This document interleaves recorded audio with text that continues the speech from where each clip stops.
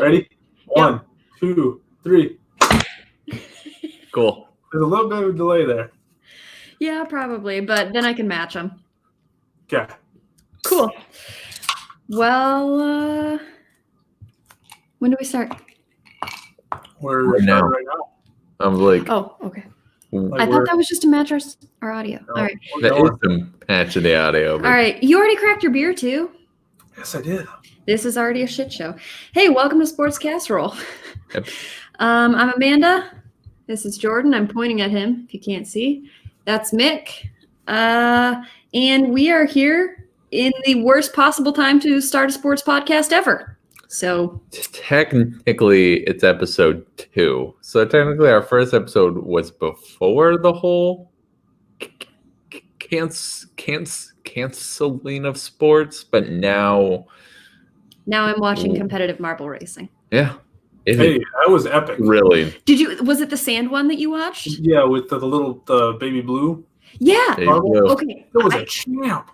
I loved that sand racing. I watched a couple other marble races that were like people set them up on like Hot Wheel tracks or something. Not as thrilling as the sand racing. I couldn't believe how long that track was. Like I kept expecting it to be fun. I know. I was like, oh my God, the red one's gonna win it, and then it would go for 6 more years. And then the blue one came from behind. It was leading for so long, and then it was like, oh no, the blue one, you suck. Yeah, I took the up track. Oh. Okay, you might want to move the dog because I'm pretty sure Thrilling. people are going to hear her snoring. That's fine. Just like give her a jiggle. No, she's okay. All right, that's our dog snoring.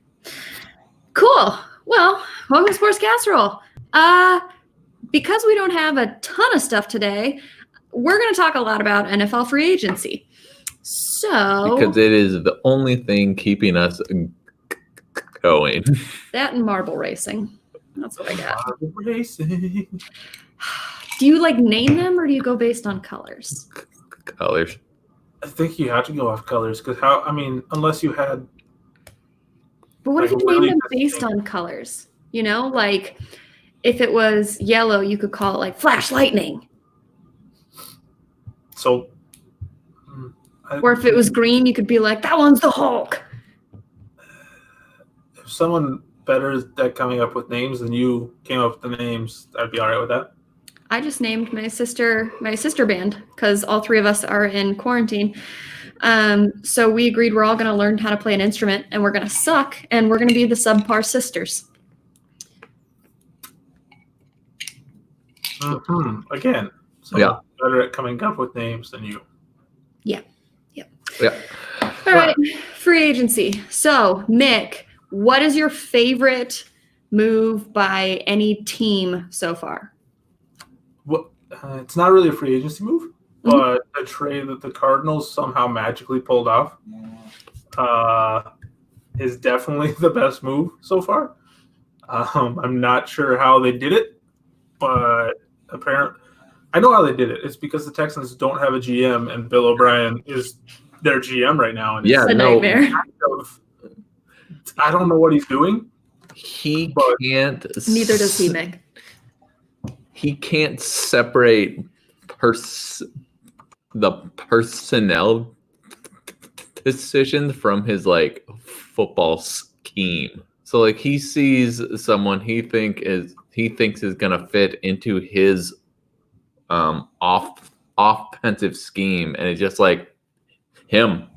I want him. And the Cardinals go, well, I want Hopkins. And he goes, okay. And it's okay. We'll give him to you. I think should we probably say what the actual trade? Yeah, that's what I was going to loop. Mm-hmm. Clearly, DeAndre Hopkins is involved. Obviously, DeAndre Hopkins and a running back from the Cardinals. So the whole trade in its entirety was DeAndre Hopkins and a 2021 fourth for David Johnson, pick number 40 in this year's draft, and a 4th round pick. So that's it. Essentially, they swapped 4s and got a 2 and David Johnson, who was currently the third best running back on the Cardinals.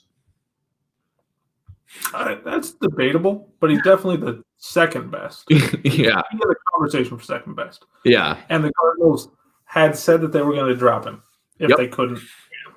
So, and I mean, they could have essentially. Bill O'Brien could have kept Hopkins. Yep. Waited until the Cardinals hopefully dropped him. Yep. And grabbed not their best running back.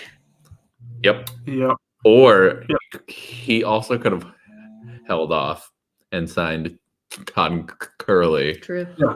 For free. Like Todd Gurley got dropped.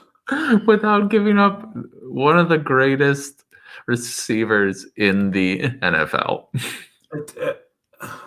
And the thing is, their contracts, like, when I rationalize it to myself, like, somehow, and the only way that I was able to, before I looked at their contracts, respectively, David Johnson's and Hopkins, I figured that they were similar and close, but I knew David Johnson's had, like, only $3 million in dead cap next year if they cut him. So I rationalized it that they were trying to free up cap space to sign Deshaun Watson to an extension next year. Right. But Hopkins has zero dead money right now if they cut him. So that doesn't even work. Yeah. And also, if you wanted to get rid of DeAndre Hopkins, tell the league that, and you'll get way more. Right. Because they got what? A first? Mm-hmm. A first. The first would have been better what the Texans got, but no. So okay. And it's just shocking that a trade like that happens in the current NFL where running backs are pretty much they're not useless, but they're very replaceable. Yeah. And you're giving up a receiver who is going to instantly change a team. It did not make any sense. The Cardinals went from having an okay receiving core with Larry Fitz, Christian Kirk, and some combination of Andy Isabella and Keyshawn Johnson, and maybe Hakeem Butler, to having arguably one of the top 5 receiving trios in the league in Hopkins, Fitzgerald, and Christian Kirk. I mean, it's going to be. They're going to have a really good offense, I think, this year, and their defense was decent last year. I could see them looking for that 7th wild card spot. Yeah, the NFC West is going to be a giant shit show. I mean, other than the Rams are going to be at the bottom. That's just. I know.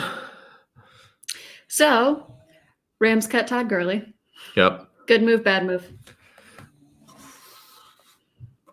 What was his contract for this year? I know when they cut him, he was due $10.5 million in they still owe him 5 or 6. We owe him 6. Yeah, because he got 5 from the Falcons, and the Rams owe him 6. He was guaranteed $6 million from us for a roster bonus on March 1st, but then we had to pay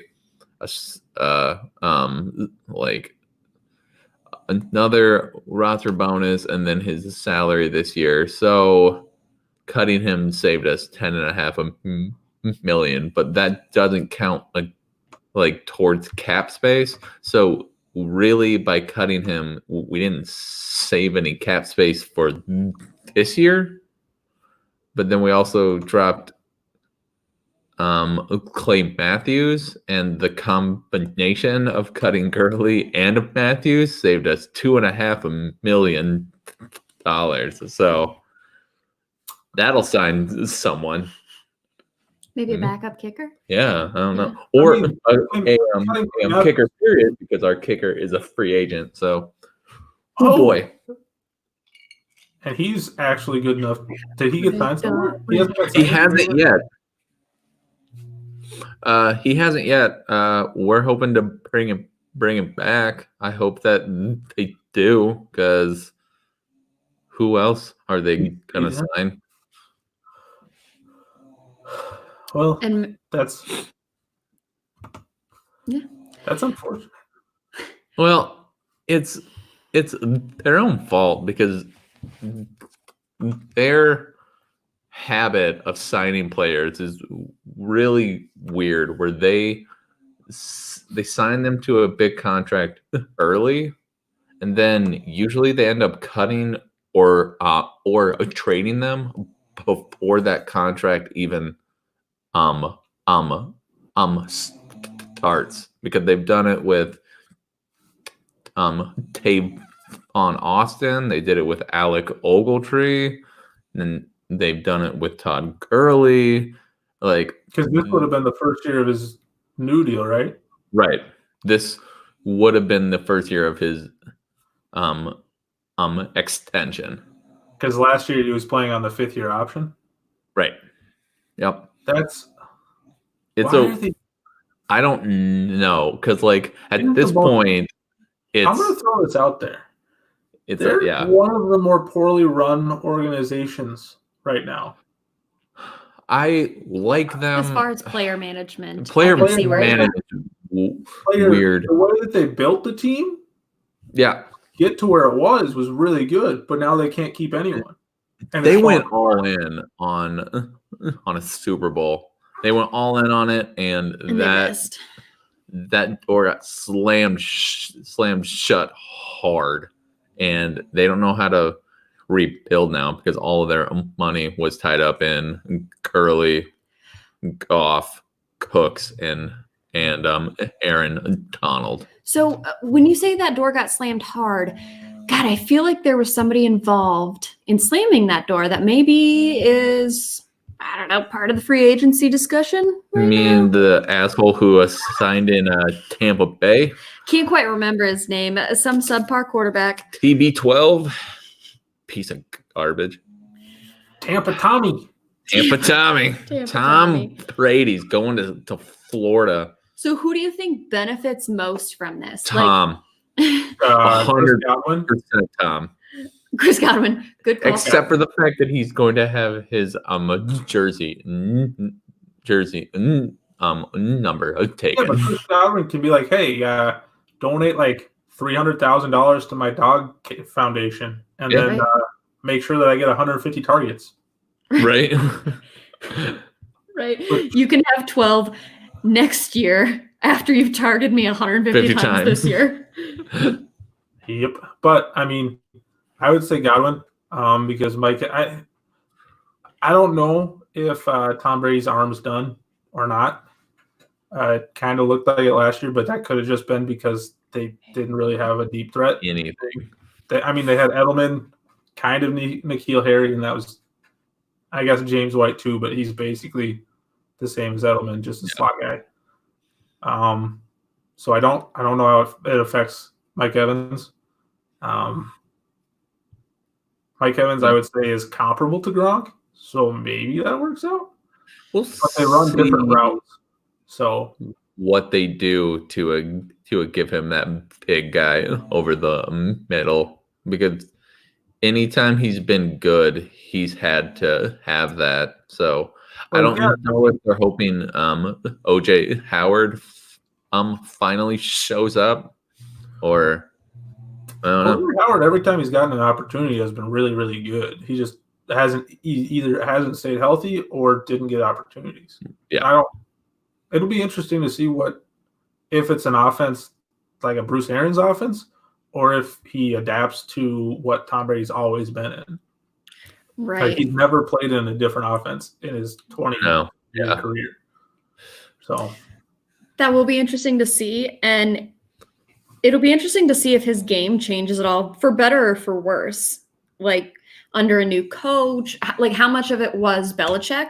How much of it was Brady really taking the reins towards, the end of his development in New England? Well, I think that's going to be kind of a fun storyline this year. Is I really hope that there's like this ego battle, and I hope that Belichick goes and signs some like really shitty quarterback and just Do you know, is there like also a quarterback good out there who's Andy about to lose his job that Dalton maybe should? is out there. I was going for the Jameis pass Winston. too.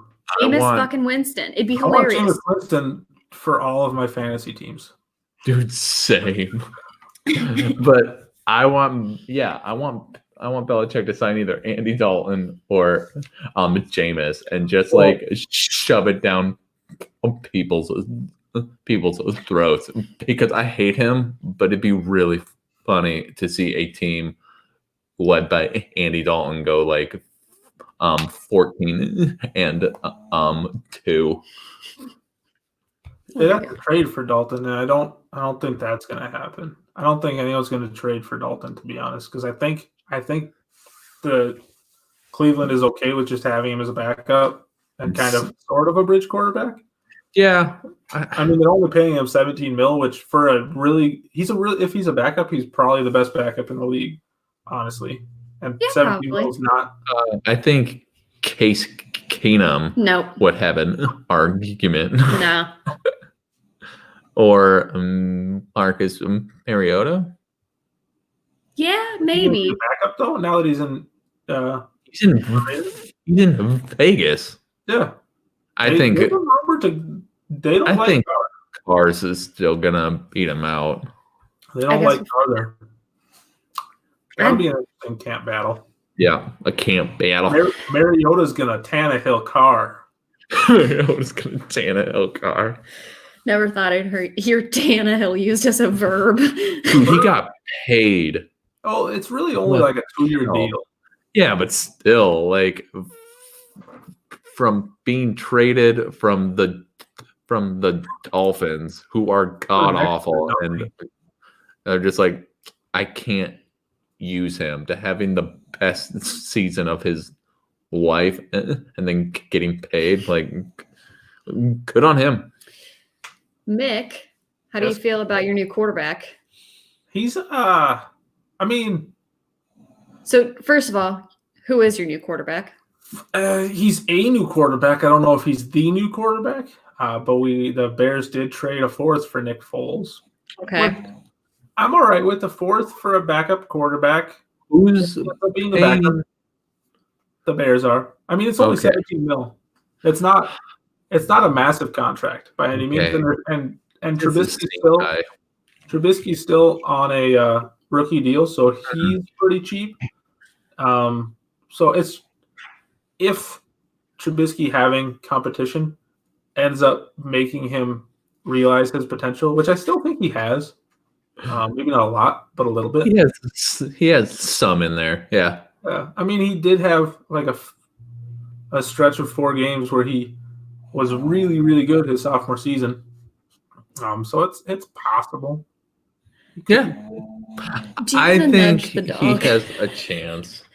Mick, can you hear her snoring? Yeah. Like it's cool. So loud. But I don't know. I don't hate it. I don't like it. What I do hate is everyone else that they've signed other than Robert Quinn. Robert Quinn is a good pickup. Yeah. They signed Jimmy Graham for 2 years. Jimmy Graham is million. Hilarious. And they signed Kalen Ballage. I don't know why, because even the Dolphins didn't want him. Which means it's bad. Although maybe he'll pull a Tannehill. But Tannehill pulled a Tannehill because he got away from Adam Gase. It wasn't because everyone is better once they get away from Gase. Yeah, just like the entire Jets could be, but yeah. Oh well. But it's not to be. Not to be. They trusted in Adam Gase. Him and Jay Cutler both kept getting jobs. This keeps mystifying me. Jay Cutler kept getting jobs. He got pulled out of retirement to go be a quarterback. And Jameis Winston, I get it. He threw 30 interceptions and had 12 fumbles that he lost. He has a cannon. He still threw for 5,000 yards and I think like 40-some touchdowns. Yeah, I mean, how does that not get a job? He's not even. I don't know. Where do you think he ends up? Yeah, I was like, someone's gonna take a chance on him. Somebody's got to grab him. But the problem is that need See, And that's the thing. Chargers have already said that they don't have any interest in anyone. I think the risk becomes he's a little bit of an unknown right now because he did throw so many interceptions versus so many touchdowns. He's a bit of an unknown. And if you're going to risk it for an unknown, like you're a team who needs a quarterback, you might as well risk it for an unknown in the draft, like for much cheaper. That's why I think the only team that makes sense that's left is the Steelers. It might not make sense off the top of your head, but Big Ben supposedly started throwing today, and he like said, a hobo. Looks like a hobo. "Okay, yeah." But he started throwing recently, and he said he's throwing for the first time in like 5 years without pain. So I guess he's good. But Right, they but do. Is he though? If I were trying to save my starting job, I'd say that too. I'd be like, feels great. I And then feel I'm gonna, great, like, guys. I'm going to go back and ice my arm as soon as nobody can see me. And you guys are gonna have to watch a playoff game led by Duck Hodges. Have fun. Yep. So at the very least, the Steelers need a backup quarterback who's competent, and they don't have a first-round pick this year. So Yeah, that's a good call. that Landis would probably be- makes sense, but I don't know if Jameis is going to swallow his pride and be a backup and take less than what he wants. I think if it comes down to being a backup or not being in the NFL, he'll do it because well, the thing is, there's a path now thanks to Teddy. Like Teddy Bridgewater was a totally different situation. Like he got hurt bad and like ugly, but then he was a backup and did well, I guess. I don't know. I mean, Well enough to get him a deal. Yeah, he did okay, and then the Panthers gave him $60 million. So like over 3 years, which is, I mean, Yeah. I'd take $20 million for a year. yeah, I'd take it over 6 years. yeah. I'd take it for my life. But also one like lump payment. Thank you. yeah, It's my money. I want it when I need it. I need it now. Not a sponsor. That's fun. Not a sponsor. Hashtag don't have any fucking sponsors. Won't ever. Nope. We might. But Okay. if anyone from, I don't know, Charmin is listening right now, we could use some. So that would be a cool sponsorship. I'm fine. You're fine? Well, how are you fine? I make him go shit in the backyard. Yeah. Did you just- Yeah. He just I mean, held up his hand as though to say, you know what's going on. there's so many alternatives to toilet paper. Like, Yeah. so Hands. many. Leaves. I mean, jump in the shower, hose yourself Jump out. in the shower. Every time I shit, I also Get fully nude. also Hose shit it down. shower. That's funnier to think about, knowing that Jordan has GI problems, and it is not ridiculous to think he could shit 3 to 4 times a day on the regular. Yeah. Jordan's showering. Well, we don't buy toilet paper anymore, but our water bill is insane. Sky high. Well, I mean, it's not much different than a bidet. Except Except that it isn't a shower. Not a quick little. I mean, you don't have to like get your whole head wet. So leave your clothes on. No, Just drop pants to the ankles and stick your ass over the You bathtub. just gotta get, those showers that has like a little wand thing. Yeah, we have one. Ours. Just pull that down. You could literally do it with your shirt and your pants still on. Just put your ass out over the I am not confident that I wouldn't be soaking As the What, do you person get shit on your and back when so covered in shit. as the person Right, who that's cleans true. our bathroom, I want to say no to this as strongly as humanly possible. Jordan, I want you to try it and let me know how it goes. All right. I want you to clean the bathroom immediately thereafter. Although I have seen you throw up before, and you don't really aim No. when you do that. So if your shitting technique is anything like that, then Well, At least he sits down to shit. yeah. we hope.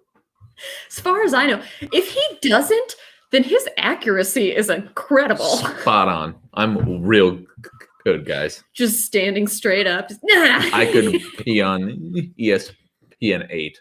Hey, don't Yo, joke. Don't joke. It might become a sport. At this point, fuck it. You would watch people shitting. If it were incredible enough, like I need sports. I I kind of didn't just have to see their actual asshole. I think I'd be fine. yeah. I'm not like if they are incredible shitters. Now, this is going off the rails, but I'm here. I'm not off the rails. I have no intention of watching like Jackass where they made the shit volcano because there's no talent involved in that. No. Like, I don't care about that. That's just dumb theatrics. I want talented poopers. I don't want it to be like straight down. I want them to have to like shoot it horizontally. Like Yes. Oh my god. Like a penguin in the Well, nest. They bend over and shoot it 10 feet. Like a rocket. Oh, I thought I you were don't- going to say like a hippo, but don't Ooh, shit. That's no. worse. Yeah. No. All right. For anyone that doesn't know how a hippo shits, they twirl their tail while they're shitting and throw shit everywhere like a helicopter. It's the literal Google it. It's terrifying. It's if you could picture shit hitting the fan is a tail, and the shit is, well, shit. Shit. And it goes everywhere. All right. We should go to the next topic. On Another hot dish obscure sport before we keep talking shit. thing. Sports you're also allowed to shit during. Iditarod. You know? There's a lot of shit. I mean, For the last dogs do shit while they're running. Yeah. and for the And last humans got to poop out there too. week here, it has been the only sport in our entire country. So, Except for marble sand racing. well, yeah, fair enough. So Iditarod, it's super fun. Okay, before we jump into this, I Tacos. gotta think. Like, if you're a musher Mhm. and you have to take a dump, because again, you're out there for like 10 days ish. Well, I would think that they figure out like what is going to make them the most constipated before the race. Like they do enough training. Well, I mean, it depends on the person. But If you're saying, I don't know, lactose intolerant. That's the opposite of what Yes. you want. But fuck you, I'm going to still eat cheese because cheese is delicious. But anyway, like they do enough training and enough practice runs and everything. I mean, these guys are out training. A training run is like 100 miles. Yeah, but if you're constipated for 10 days, can you really be healthy enough to like Or actually run these dogs that much? Find the right level of constipation. what's the right level? Like Like, you don't have to shit for like 12 mildly hours. uncomfortable. Okay, Like, 12 Jordan, hours. How often do you shit? I don't know. Like, We should just name this the shit episode. yeah. Welcome to our shitty this episode. is just every shit. I don't know. Probably like 8 hours ish. Yeah, that's Yeah. 3 times a day if you do one in the morning, one in the afternoon, one right before you go to bed. Yeah. So I mean, cut that down to 1 time a day, Yeah. and then if you get on a schedule, and this is part of the prep that you'd have to do as a musher. Yeah. Get on a schedule that's consistent. Like I shit at midnight, Whenever you know you're going to pull into the checkpoints. and if you end up being a little bit behind that, you can hold it for a little bit. I'm Just- sure. Tense up. Have you ever tried to shit when it's below 0 outside? Shit. I didn't hear what you said, Mick. Have you ever tried to shit like outside when it was even 28 degrees? I No. grew up farming, so yes, I Yeah. did. And it's hard. Like it's It's hard. But usually by that point, when you're like, it's cold outside, I gotta shit, and I don't even have time to make it back to the farmhouse. Like, you gotta shit real bad then. So Yeah, I don't care what's going on. So how long is the average leg of the race? What's So the average musher's time? usually each race is like, or each leg is about 100 miles, give or take some in there because there's like 9 or 10, I think, checkpoints. Well, let me see. Hold on. There are, I don't know, man. I'll figure it out. But there's like 9 or 10 checkpoints. So usually I think you usually get a break like once a day, essentially at night, depending on how you choose to run the race. Are you looking up the route to see how many checkpoints there are? No, I'm looking up what the average time is for a leg. I think there's one leg that's like particularly long. Yeah. I remember hearing about that one because that one can like make or break people. Oh yeah, checkpoints. There we go. So, I mean, you end up during the course of the race, you're pooping outside maybe 2 or 3 times, ideally. Right. Yeah. Ideally, you're only pooping outside 2 or 3 times during the whole course of the race. Yeah. So wait, here's my question though. Like, I'm gonna wrap it back. If you got to poop and you're on the race, like you're not near a checkpoint, do you stop the dogs, get off, take a dump? No. Or do you drop trow? Yep. Your dogs are going fast enough. Yep. No. You drop trow, hang on, and just squat let the breeze take as care it of it. goes. To do that, you would have to be on a flat surface with no turns coming up. Yeah, I mean, think of how many miles there is. There's plenty of open areas like that. I mean, I don't know the terrain that they go over. I'm sure some of it is wooded and hilly.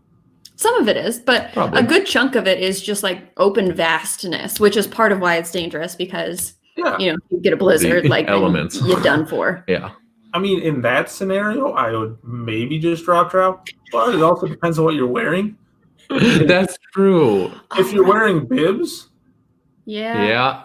I've had my great uncles shit on their bibs getting out of the hunting stand, trying to take a shit. Granted, they don't have the poop schedule down, and their poop aren't solid, so they haven't been training.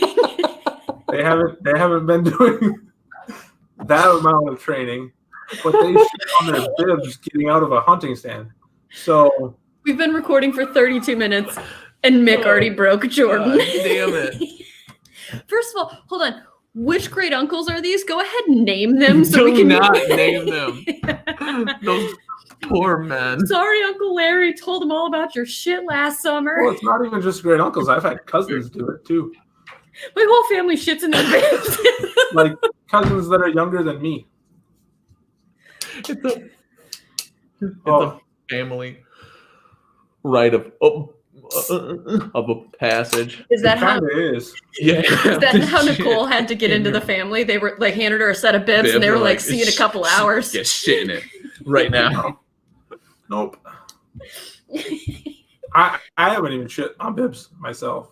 You're not family yet. I don't have the distinction of being in the shitty bibs club.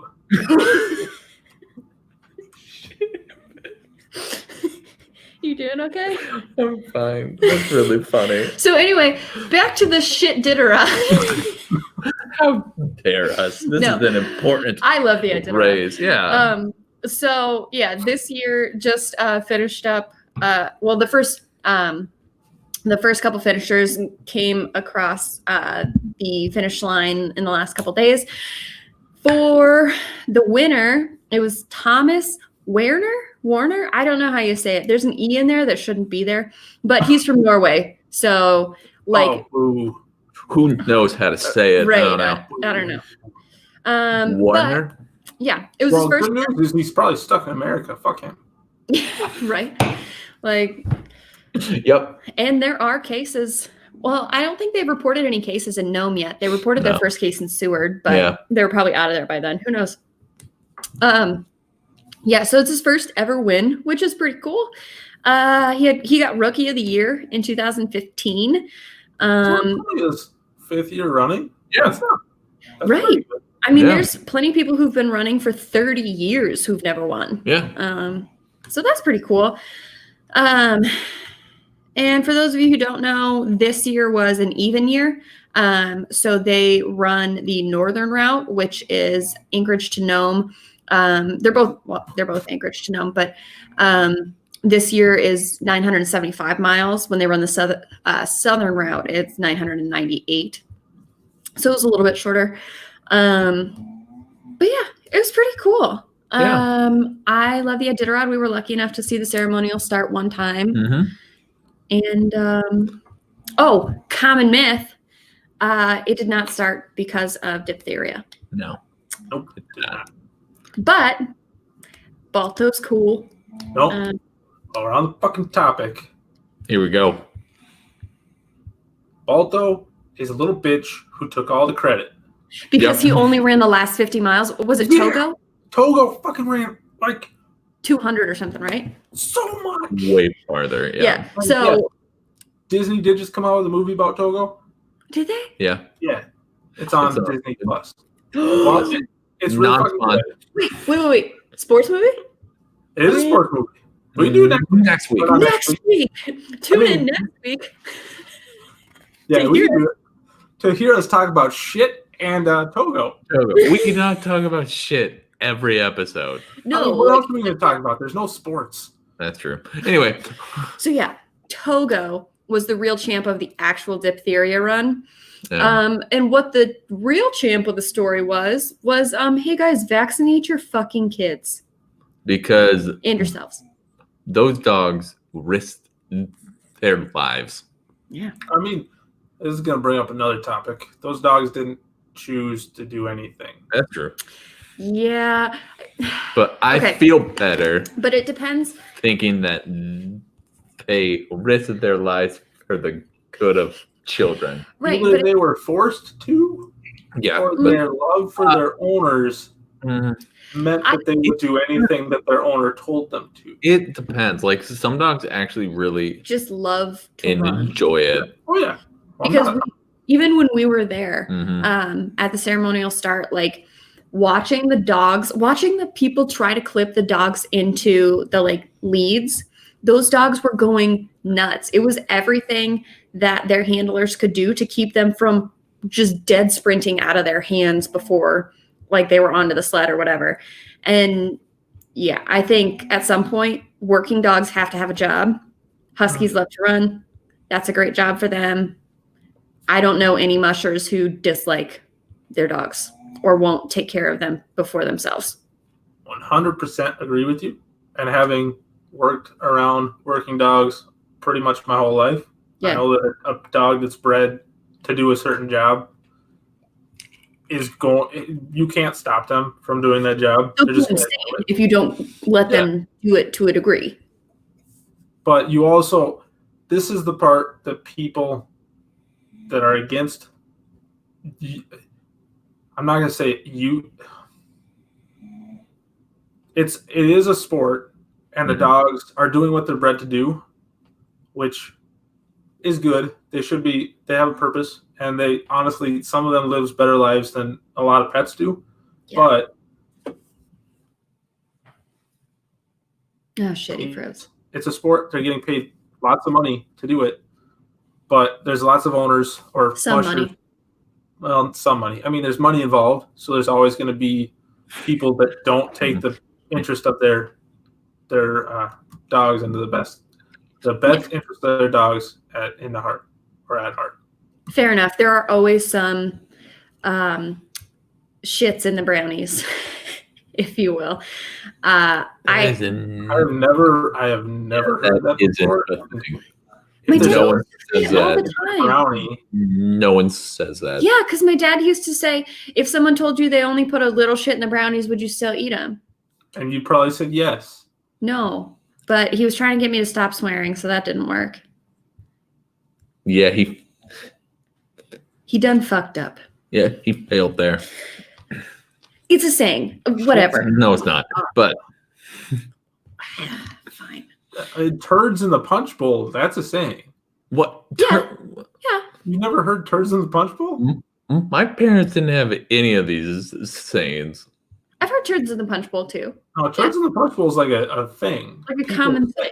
It's not something that my parents said. Nope.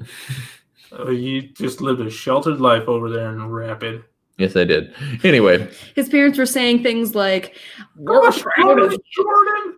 I love you. you know what? Everybody lives a different experience. You're our favorite son. No, they never said that. No. 0% chance of that happening. Yeah. I think ever. Probably. Ooh. Oops. Oh well. It's okay. All right. I'll never be their favorite son either. Also true. So what for you guys? What would be the hardest part of the Iditarod? Obviously, other than actually cold. doing it. No, I'm kidding. But like for me, it would be being. You're not really alone because you're with your dogs, but you're like almost zero human contact for up to like 18 to 20 hours. Which for me that would be fun, but a lot of people wouldn't think that would be fun. I don't know. For me, the hardest part would probably be strategy. Like there are enough checkpoints that you can stop at each one, or like do you run through, and is that going to wear your dogs out more? Because part of it is like there are a lot of unknowns in the dogs because they can't speak English. So like, are they really tired, or do they want to keep running? Am I turning them in too soon? So that would probably be the hardest part for me, just figuring out how am I going to run the best race for me and my dogs. See, that's and shitting. That'd be harsh. I think that'd be the best part of the whole experience. Is I grew up reading books by Jack London. Yeah. But I think that I got a really romanticized idea about working with animals. Fair enough. Yeah. Me and animals can talk to each other. There are definitely signals. But I think that'd be the most fun part because you get just such. Honestly, as a musher, you probably have a better relationship with your dogs than you do with any other living thing. You spend so much time together training and taking care of them, and just out with just them. Yeah, I will say I've been lucky enough to work with a lot of people who work with animals, just professionally, and I have yet to, there's always the turd in the punch bowl, but personally, I have yet to meet any person who works with those animals professionally that wouldn't mow me over for the sake of their animals. I have been yelled at by so many of them for like looking sideways at one of their animals. So that part I think it's really cool to see. I don't know that I'm capable of that, but it's fun to see it. Your dog snoring again. Yeah, it was like, speaking of animals, we got to communicate to ours to stop snoring. Stop snoring during our podcast. God. Yeah, so that'd be it for me. Yeah. I just think I'd get bored.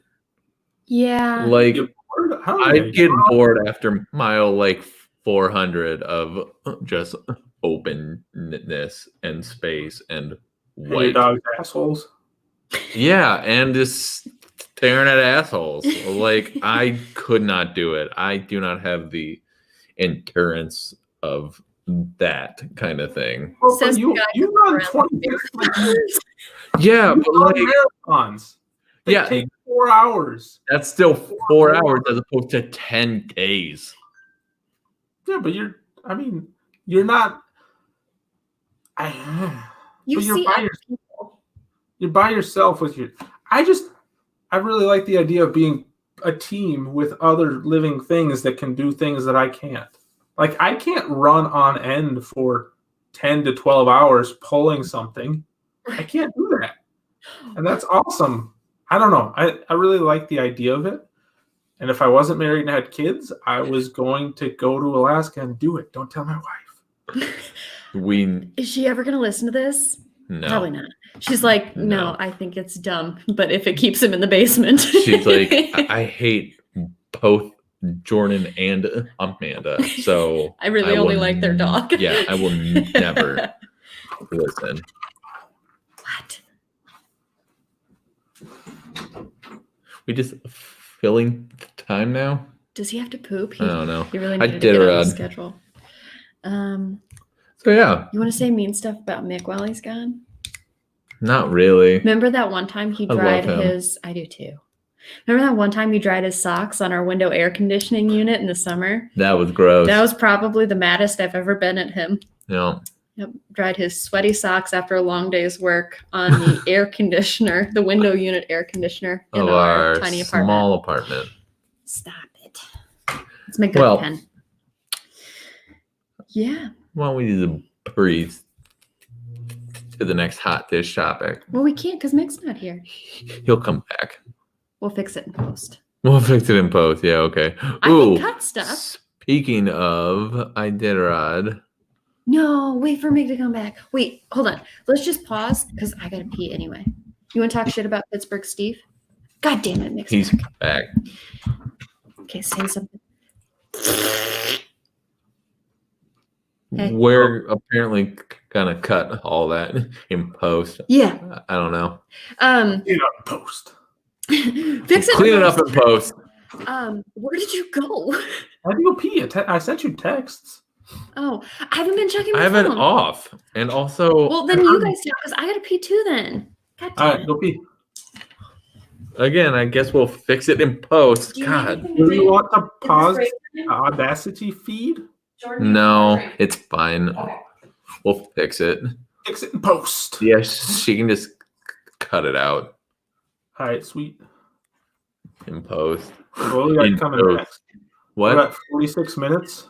Yeah, So probably like 43 minutes, 44 minutes yeah, about. of usable footage. Mhm. Do we want to skip the what we got next? Best social distancing, I think we can probably just go to the movie review? Rudy. Yeah, Yeah, that's what I was thinking. cool. Which Are we all on the same page? Rudy's god fucking awful. I put on my hoodie for it. Did you guys watch it recently? Yes, we watched it last Wednesday. It's bad. It isn't good, but It gets better. save it. It's Well, wait till Amanda comes back because she also has very strong opinions. I like strong opinions. I also have strong opinions, but part of me, I'm obviously probably going to give it the highest rating just because I'm a Notre Dame homer. I don't. I'm torn. I'll wait. I'll save my thoughts. Yeah, I don't know. It's not. It's not a nearly good. as good as I remember it being. I'll Agreed. say that. Yeah. All right. We decided we're just going to go right to Rudy. Sounds like a plan. All right. So Because I think we got more than enough content. You don't need to clap again. okay, good. Well, because I'll be shit. able to sync the first ones, and then I mean, if you want to clap, do what you want. What you feel? cut it up. All right. So Okay. How the shit do you do that? I can do this. I can't do Iditarod, that one. It's cool. Yes. I'm team. I love the Iditarod. Yep. On to Rudy. It's time for our weekly movie. Is it Ask weekly? me Are we doing at weeklies now that Amanda doesn't have a job for a little while? Yeah. That's me. Are we doing weekly even though there's no sports? I mean, I'm down for that. We can talk about shit. Yeah, I was like- Literal shit. We've been Literally. talking for 45 minutes, and half of it has been about pooping. So, yeah. Yeah. Wash Don't- your all right. hands, kids. Please. Yes. After that's the most important part about shit. Well, okay. Back to The the most important part about shitting. the Wash your shitting, hands while afterwards. you're on the Iditarod Trail, what do you do as far as hygiene?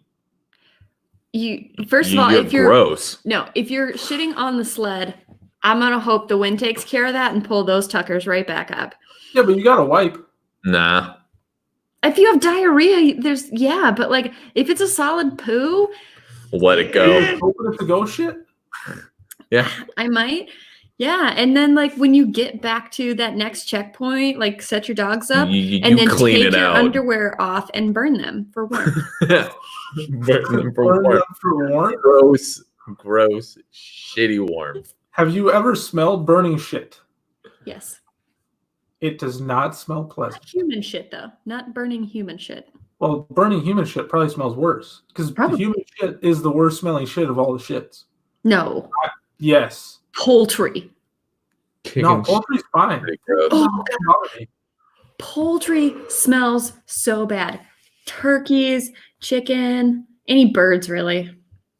No, poultry doesn't. It doesn't really, unless it gets wet. It doesn't smell horrible.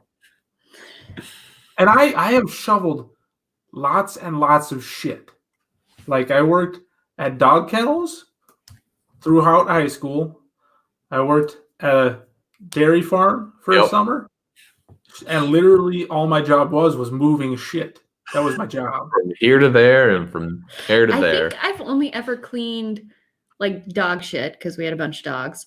When we cleaned out the barn, there was a bunch of old pig shit in there, but like we hadn't had hogs on that farm for a long time.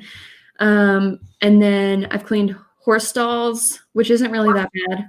Horse shit smells good. I'm weird and I like the smell of horse shit. I like the smell of a barn. Not particularly horse shit, but I know that's part of the smell. Like I love the smell of horse barns. So yeah, I've done horse stalls. Cool. And then So I've been around elephant shit. You have to have a 4-year degree to clean it up. But what? That's nuts. Yeah, I would totally clean elephant shit though. Well, the handlers clean it up, or if the elephants are gonna poo, they get a giant bucket and they put it behind their butts. Oh. Then the elephant shit in that you know when they're gonna shit. Some of them can be trained to poop on command the way that service dogs can. So some of them you can be like, "Hey, guy, you haven't shit in a while. Take a dump in this bucket," and the elephant will just take a dump. This is gonna be a running theme within this episode. How do you train an elephant? I know you've been around it much more than I have, and by much more I mean you've been around it, period. But from like everything that you read about and in the media, like they just whip the shit out of them until they do what you want them to. So if you want to train an elephant like that, you certainly can. And if you want to hear what happens when you train an elephant like that, you can look up all the stories of elephants mauling their handlers to death. It's the same as any animal. The way that you train a horse or a dog or anything else is all just positive reinforcement when they do the things that you want them to do. Now, again, there are people who train their dogs by beating the shit out of them. Yeah. That's not great. There are people who have trained elephants by beating the shit out of them. That's not great. But all of my friends who've worked with elephants are firm believers that the way you train an elephant or any animal is just by reinforcing the behaviors that you like with treats or scratches or both or whatever it is. In the few amount of times I've been able to interact with elephants, the first one pinched my butt because that's where her trainer kept her treats. So she kept them in her back pocket. So I get groped. Like this elephant trunk comes over my shoulder and just starts squeezing my butt cheek. Because did you slap the elephant in the face? Because the one time that I hit you in the butt, you slapped me.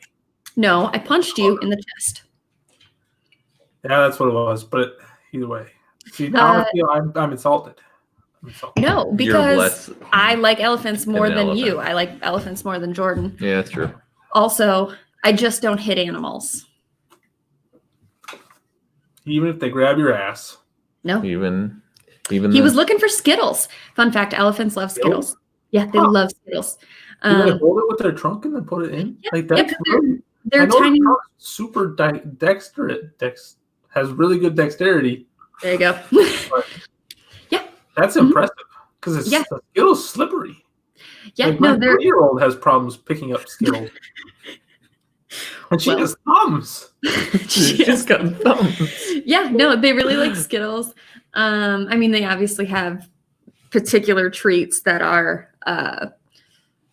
like made for their nutrition, just like all other animals that have treats are. But yeah, one of my favorites is like they just love sugary things. Why do I think they really like marshmallows too? I can't remember. Because Who doesn't like marshmallows? Because marshmallows are delicious. Losers. Yeah. So what I'm saying is, if you want to beat the shit out of an elephant, it might listen to you or it might run you over. If you want to train an elephant the proper way, the elephant trainers I've been around traveled with they have one particular elephant. They would travel with their elephant to the point that they slept in the same rail car as all the elephant, as like their own elephant. Mhm. And they didn't even have a bed long enough for like me to sleep in. I'm 5'9". These trainers are sleeping in beds that are maybe 5 feet long in this tiny little corner of the elephant's train car because they are there at all times. So yeah, I don't know how we got down this road, but I like elephants a whole lot. I don't know how we started. I don't Anyway, either, but what were we Rudy. gonna talk about? Rudy. All right, Jordan. Rudy week. Rudy. Let's hear your thoughts since you're the Notre Dame fan and this is Okay, a movie. hold on. Before we get started, everybody, I'm just going to give a quick rundown of what we're doing. Every time we do a podcast, we're going to do a movie review, a sports movie review. This week we chose Rudy. If you've not seen Rudy, it is basically an idiot. The true story of It's an a idiot. true story. It's a true story. And It is. that's the cool part. But okay, I'll save that part. Basic rundown. Rudy is this kid who did not do well in school. He was very small, loved football, and absolutely loved Notre Dame. Just like his dad. Yes, his whole family, specifically his dad, was an absolute nutter butter for Notre Dame football. So he grew up wanting to play football at Notre Dame, but he didn't have the grades to get in, nor was he large enough to like make the Notre Dame football team. So this is his story of becoming a getting the grades to get into Notre Dame, then becoming a walk-on, and how all of that progresses. It's a classic sports movie. Almost every sports fan I know has seen it. Yes. So it's one of the few sports movies that actually won like awards, like movie awards. really? Yeah, I don't remember which, but I know it's on Netflix. It's under the award-winning category. Oh, side note, Vince Vaughn is in it. Yeah. Yep. Because we were watching it, and I haven't seen it in years. And so we were watching it like last week. Was it last week? Yeah. Yeah. We were watching it, and I was like, holy shit, that's Vince Vaughn. And Jordan was like, no, it's not. And I looked it up, I was like, that is Vince Vaughn. Because this movie came out in like 94, and so he looked young as fuck. Right? It hardly looks like him. So that's Rudy. We'll start. Everybody gets a minute. Got to grade it on a scale of 1 to 10. We'll start with Jordan because you're wearing your Notre Dame sweatshirt. I am a big Notre Dame fan. This movie's awful. Look, it's a great true story. It's a great story of a kid overcoming the odds and getting into Notre Dame and getting onto the football team. And if that was the whole story, it'd be really great. And I want this movie to be good, but he is the most annoying kid I've ever seen on a TV screen. Like, he's just so into Notre Dame that it sucks. Like, there are things he's doing in it that I just get angry at. Like, he touches the fucking sign in the Notre Dame locker room that you don't touch unless you're a player, and he wasn't, and he touched it, and he should know that as a fan. There are just so many things in it that made me angry, and even though it's Notre Dame, I give it a 7. Ooh, it's high a little high only for me. because it's Notre Dame, and I really like seeing the like classic stadium and campus and all that kind of stuff. Other than that, Okay, Jordan gives it a 7. Nick, do you want to go or you want me to? you can go. Okay, so I have seen this movie a couple times. I'm with Jordan in the fact that like it's awesome that it's a true story. And I love that it really depicts like you cannot discount his work ethic. Like the kid worked his ass off to get good grades, to get on the football team, just to be on the practice squad.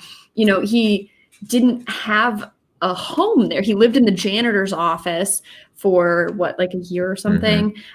So work ethic wise, no fault to be found. I also find his character super annoying. Like Rudy is super whiny and he just drives me nuts as a person. Yep.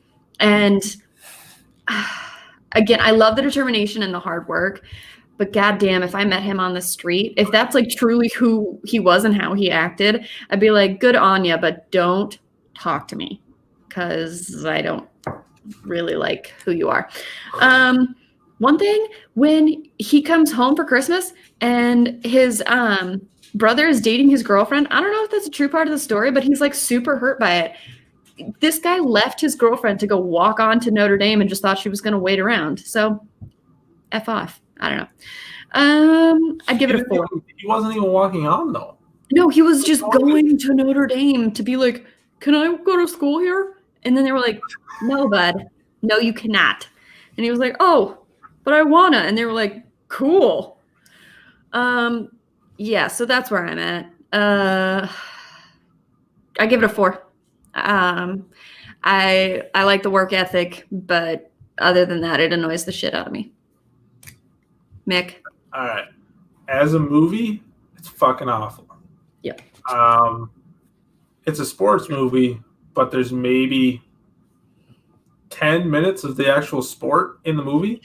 The rest is literally just a montage of Rudy going to work as a janitor, not actually doing work. They never show him doing work. Oh, no. They show him fucking around at work. He's like, I'm a football player. He's such an asshole. He does zero work. He'd get fired immediately. I don't understand why the black guy was like, yeah, you're cool. I'm going to let you live in the janitor's closet. Right? Okay. So fully agree there. But, okay, so he goes to work. Then they show him in classrooms. Then they show him walking around with his friend who he was supposed to help get girls. He lied to him about helping him get girls. He's like, yeah, I'm good with girls. I'm going to lie to you. And while he's lying to him, he lies to this other girl about being a Notre Dame student so he can go fuck around in the locker room. Touch the sign. All he does is fuck around the whole movie, go to class, go to work. Get the shit kicked out of him at practice. That's only like the last 30 minutes. Mm-hmm. The rest of the movie is him fucking around trying to get into Notre Dame. Mm-hmm. And then he tries out for practice, which, yes, he tries really hard at practice. And they're like, yeah, he tried really hard, so we're going to give him a job. He's got heart. As long as you don't get hurt, you can be on the practice squad because you're going to try really hard and push our guys that are actually going to play. And then at the end of the movie, the whole team is like, hey, coach, this dude got his ass kicked for fucking a year and a half. We should let him play. He can have my number. He can have my number. He can have my number. Then he goes and plays. And then, he doesn't play. He just suits up. Mm-hmm. And then at the end of the game, they're up. And then the sideline starts chanting his name. And then the crowd gets into it. And then he's like, all right, you can go play. Because I guess everyone likes you for some fucking reason. Then he plays. Then he gets a sack. And then he is the last player to be carried off the field, which is the neat fact. It's actually a true fact. Mm-hmm. Last player in Notre Dame history to be carried off the field. Yep. Probably because he was so little. Probably. But when I rewatched it, it made me mad because this is a movie that as a kid, I don't know why I related with it, because as a kid, I wasn't small. I was always either the biggest or the second biggest kid on my team. But I related with it. I don't know why. That's me out there. But then I rewatched it, and I was like, wait a second, this guy's just an idiot. Agreed. He's a fucking asshole. The whole time. He never does any work. He never does any work. He goes to class, goes to... I'd give it my bias from my childhood is like I would contribute like a quarter of the reason I was successful in sports to this movie, Okay. which is nuts. But like I was like, Rudy worked really hard and it paid off for him. I'm gonna work my ass off, Coach. coach. Oh, coach. You betcha. So I give it a 5. Okay. Okay. And that's I think I'm being generous as I'm giving it. Probably. Because the acting isn't good. So bad. Isn't great. The storyline, because it's a true story, I don't dislike it, but it's not good. I don't know if do either of you know if his best friend actually died in a mill accident? I don't know. I haven't I looked don't know any of either. the like true aspects up. Like if that actually happened and that's the thing that spurred him to go to like in the movie, it's like, all right, your best friend died, so now you're going to Notre Dame? It's not because he's been pushing you because he's 22 when he goes and tries. So by the time he's done with college, he's like 26, 27? Yep. And he's still getting his ass kicked by 19 and 18-year-olds, which proves how unathletic and talented he is. Like, but it is also he's cool a man getting his butt kicked. but he is the only person in his family to go to college. Not true. What?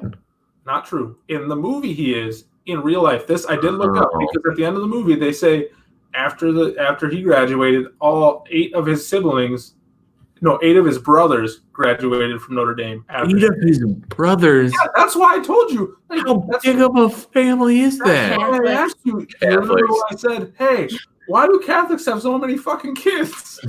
Yeah, and I said, "Hey, that's a weird out of the blue question. Maybe give me some context." Okay, yeah, 8 kids. Good lord. No, that's 8 just brothers. Yeah. If he didn't have any sisters, So 9. which he did, Oh my god. there's 9 boys and some girls. So many Yeah, fucking kids. but after him, apparently his siblings went to school too. Which also, this is an interesting, just a comment on our society. Like he was able to go through school at Notre Dame, working as a janitor. Right. Yep. And he never worried about money. Nope. Like that's not something that they show him worrying about during the movie. They show him drinking beers because at the time beers probably cost a nickel. Yeah.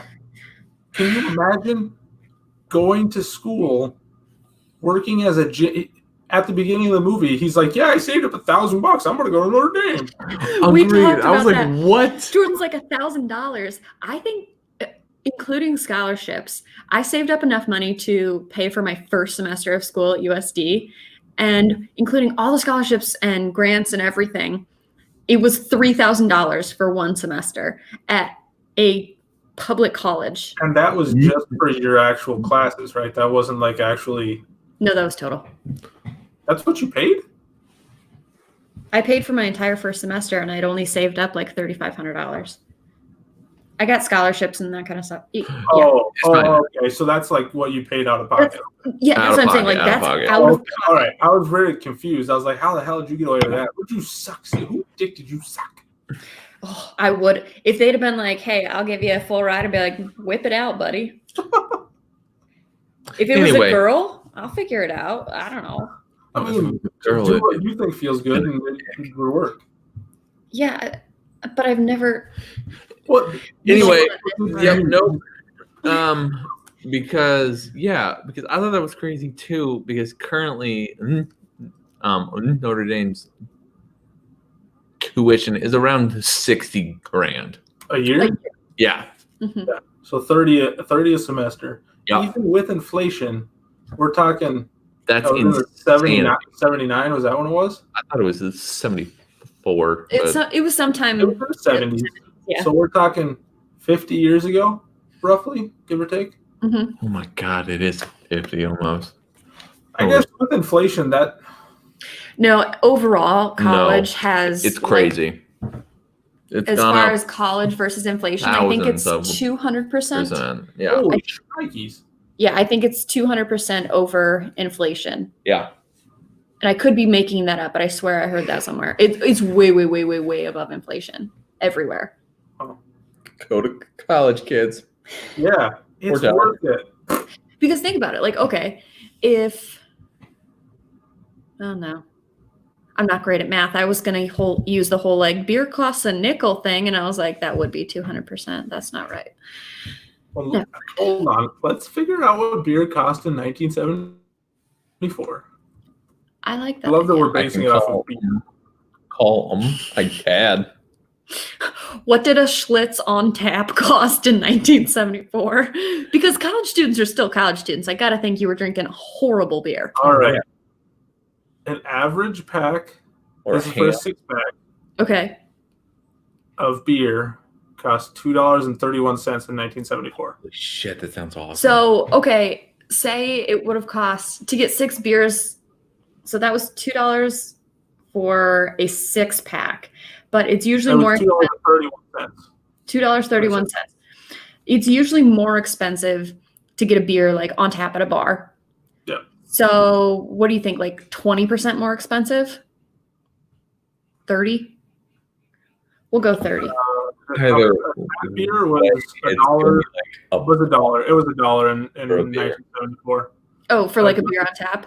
Yeah, adjusted for inflation was $5.38.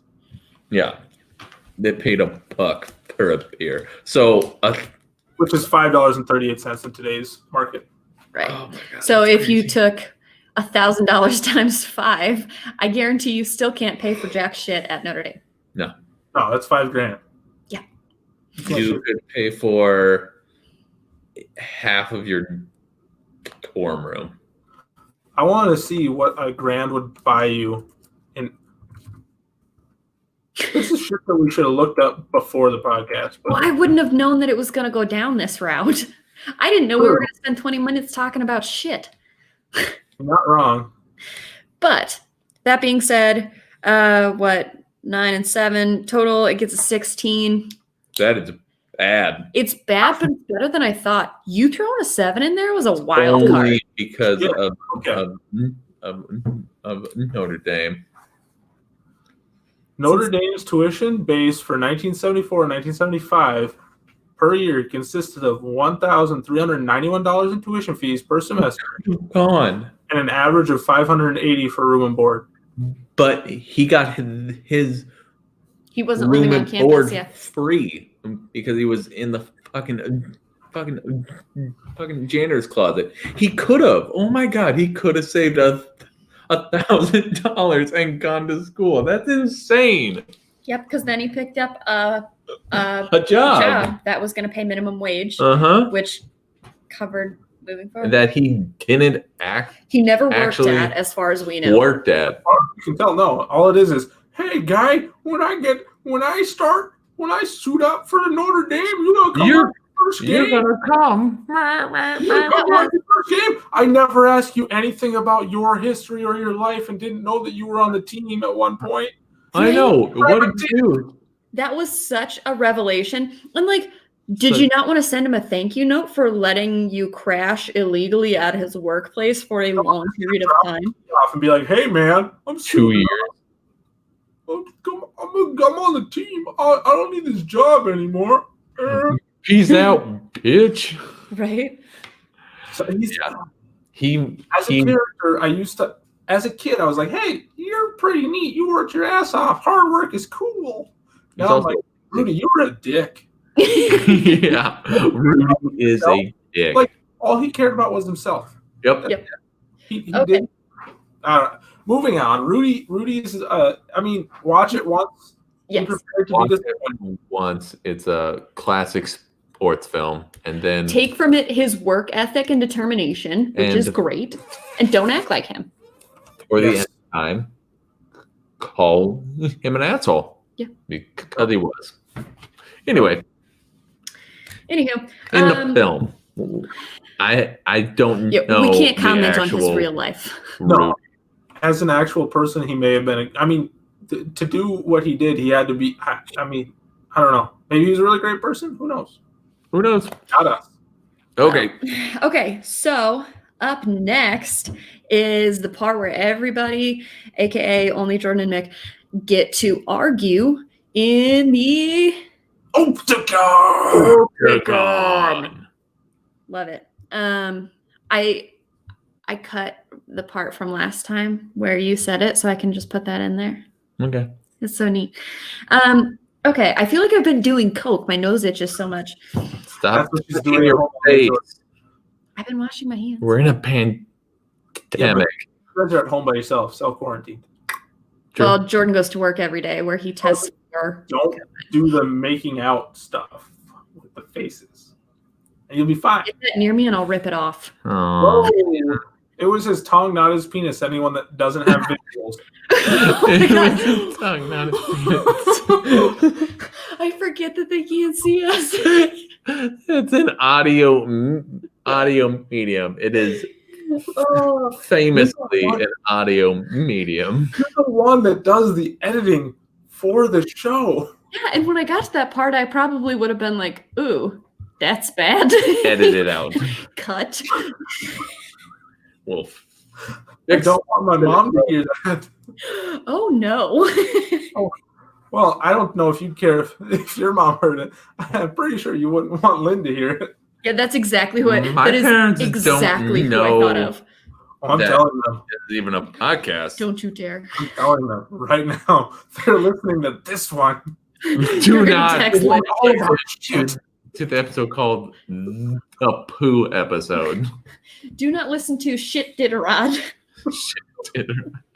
That's horrible. It's a very.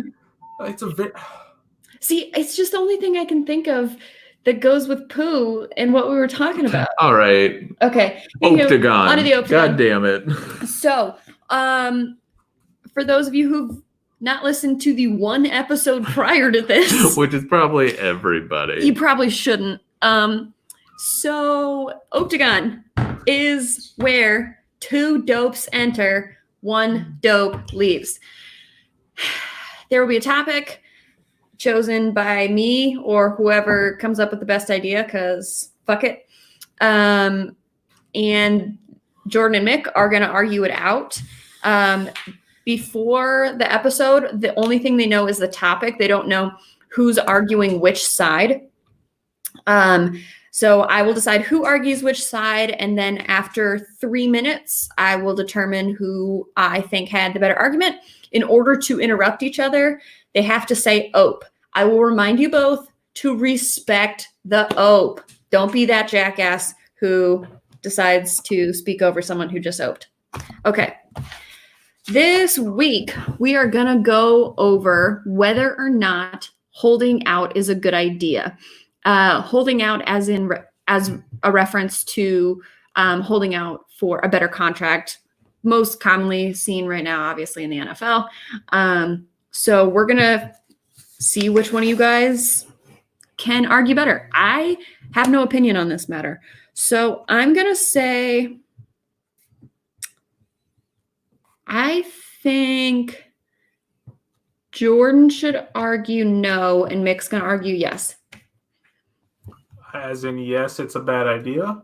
Or Yes, yes. it's a good idea. So, Mick, you're going to argue that holding out is a good idea. Jordan, you will argue that it is not a good idea. All right. I'm going to put starts? 3 minutes on the clock, and because Jordan's at I'll put 3 minutes on the clock.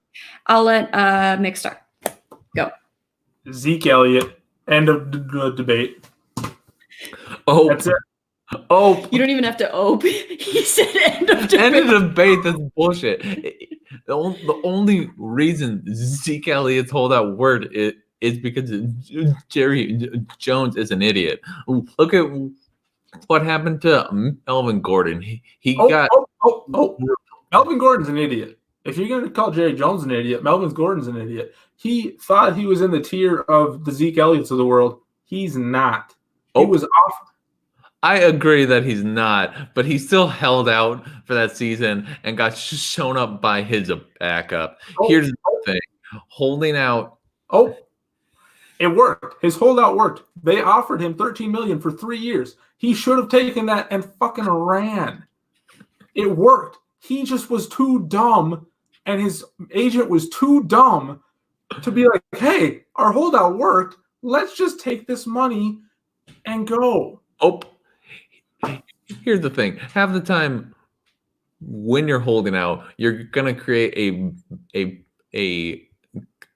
contentious relationship with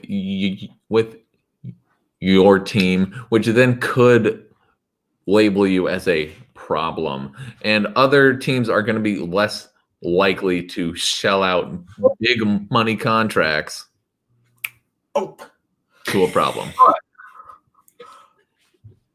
You're not wrong, but if we've seen anything, Le'Veon Bell, Zeke Elliott, those are the main two off the top of my head.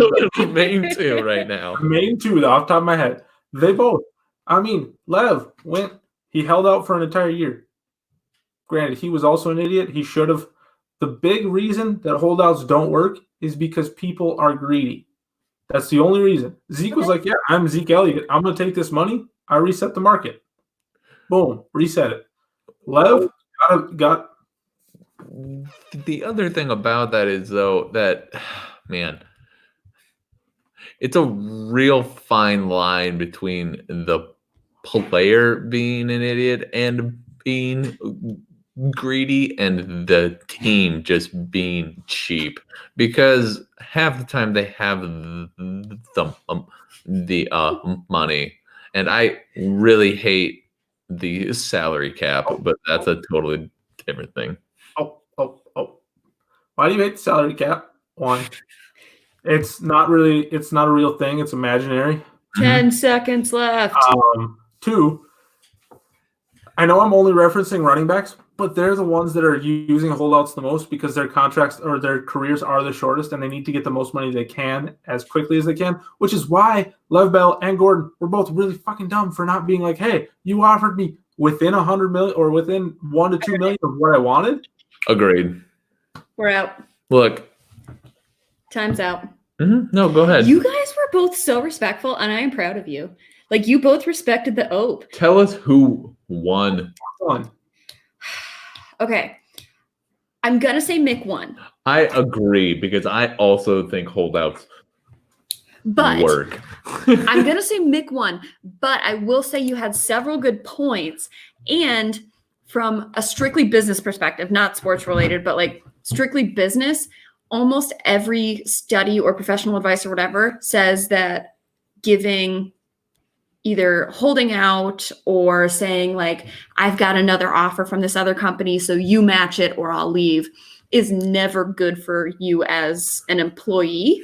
No. So I think Mick wins, but yes. I think there's still an argument to be made.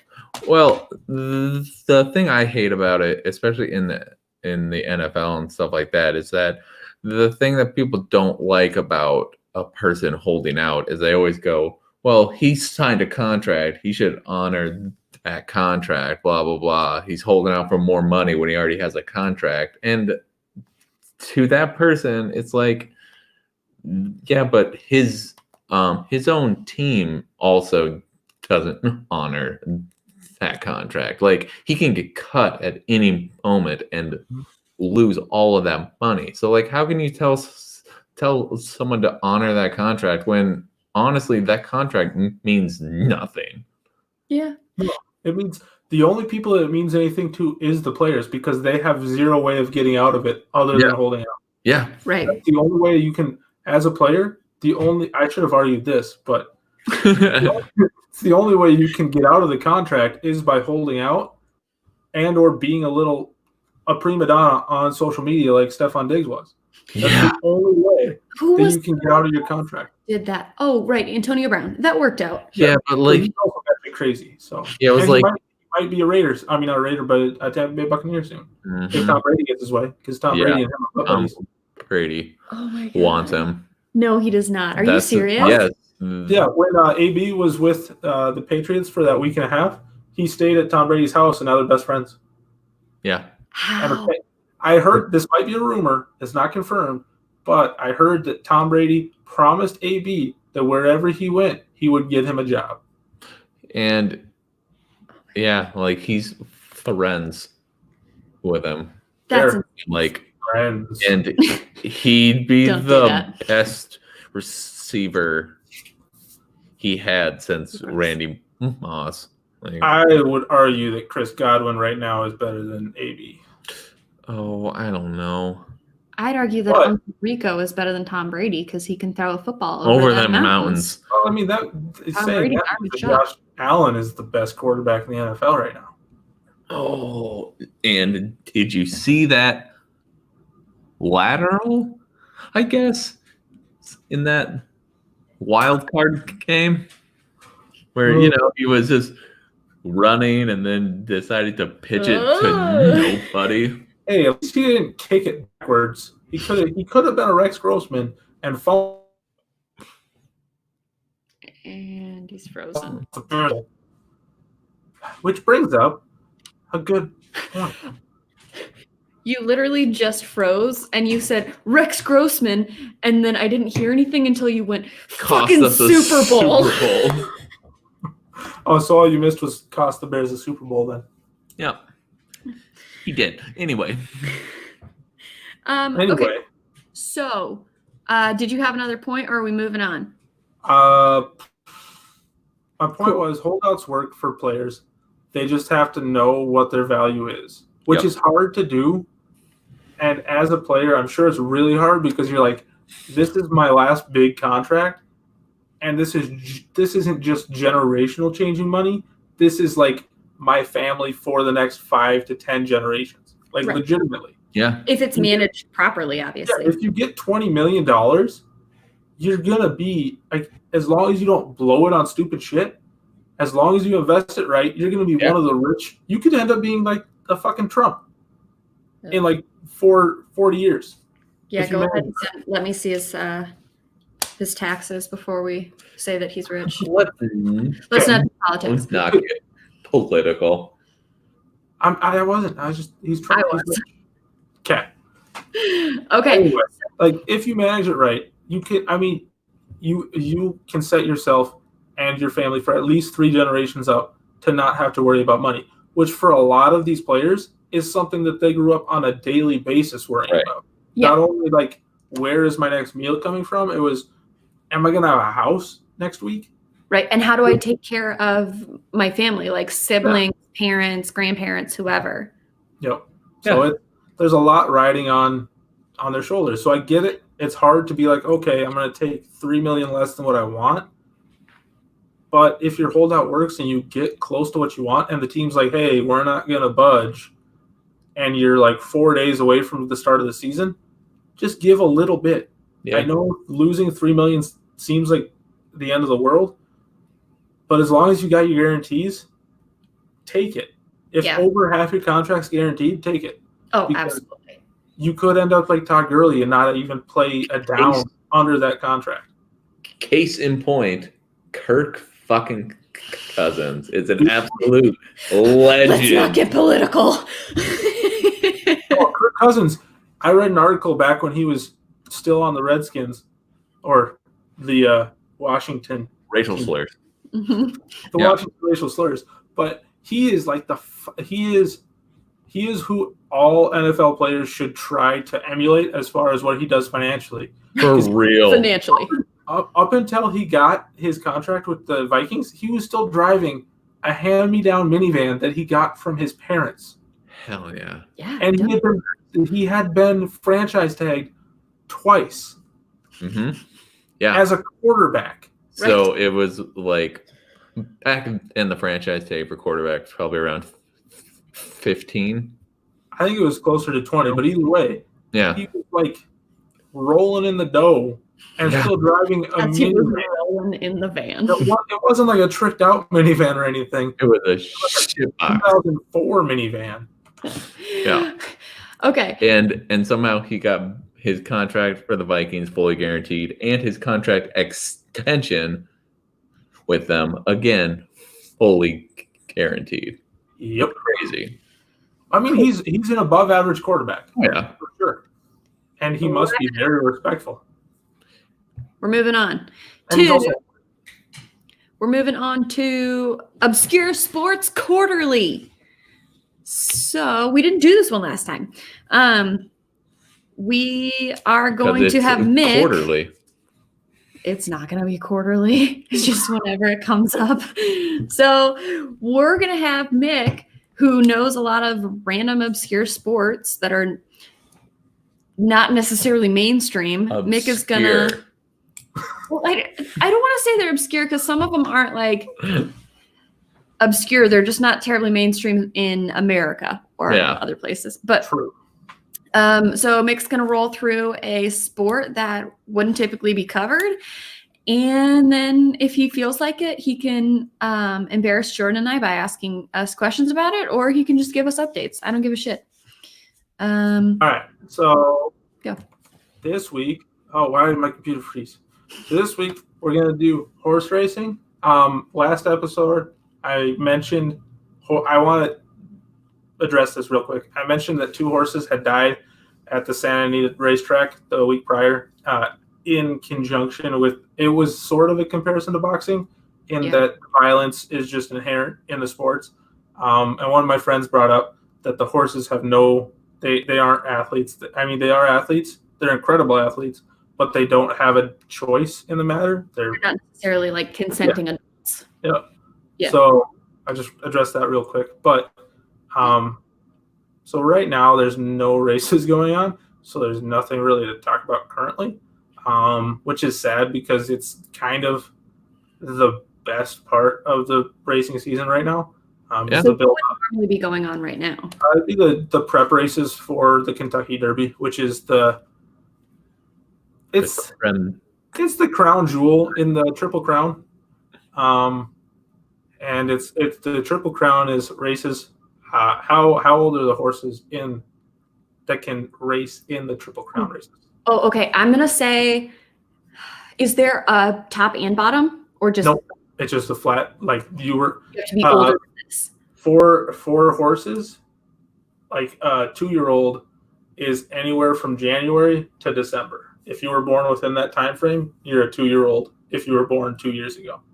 Oh, okay. So I'm you gonna say could have a horse that's almost 3, but is actually you could have a horse that's considered a 3-year-old, but is basically only two years and a month old. So, okay.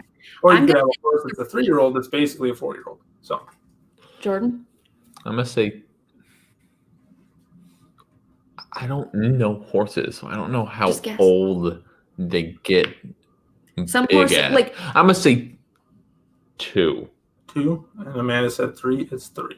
Yes. Damn it.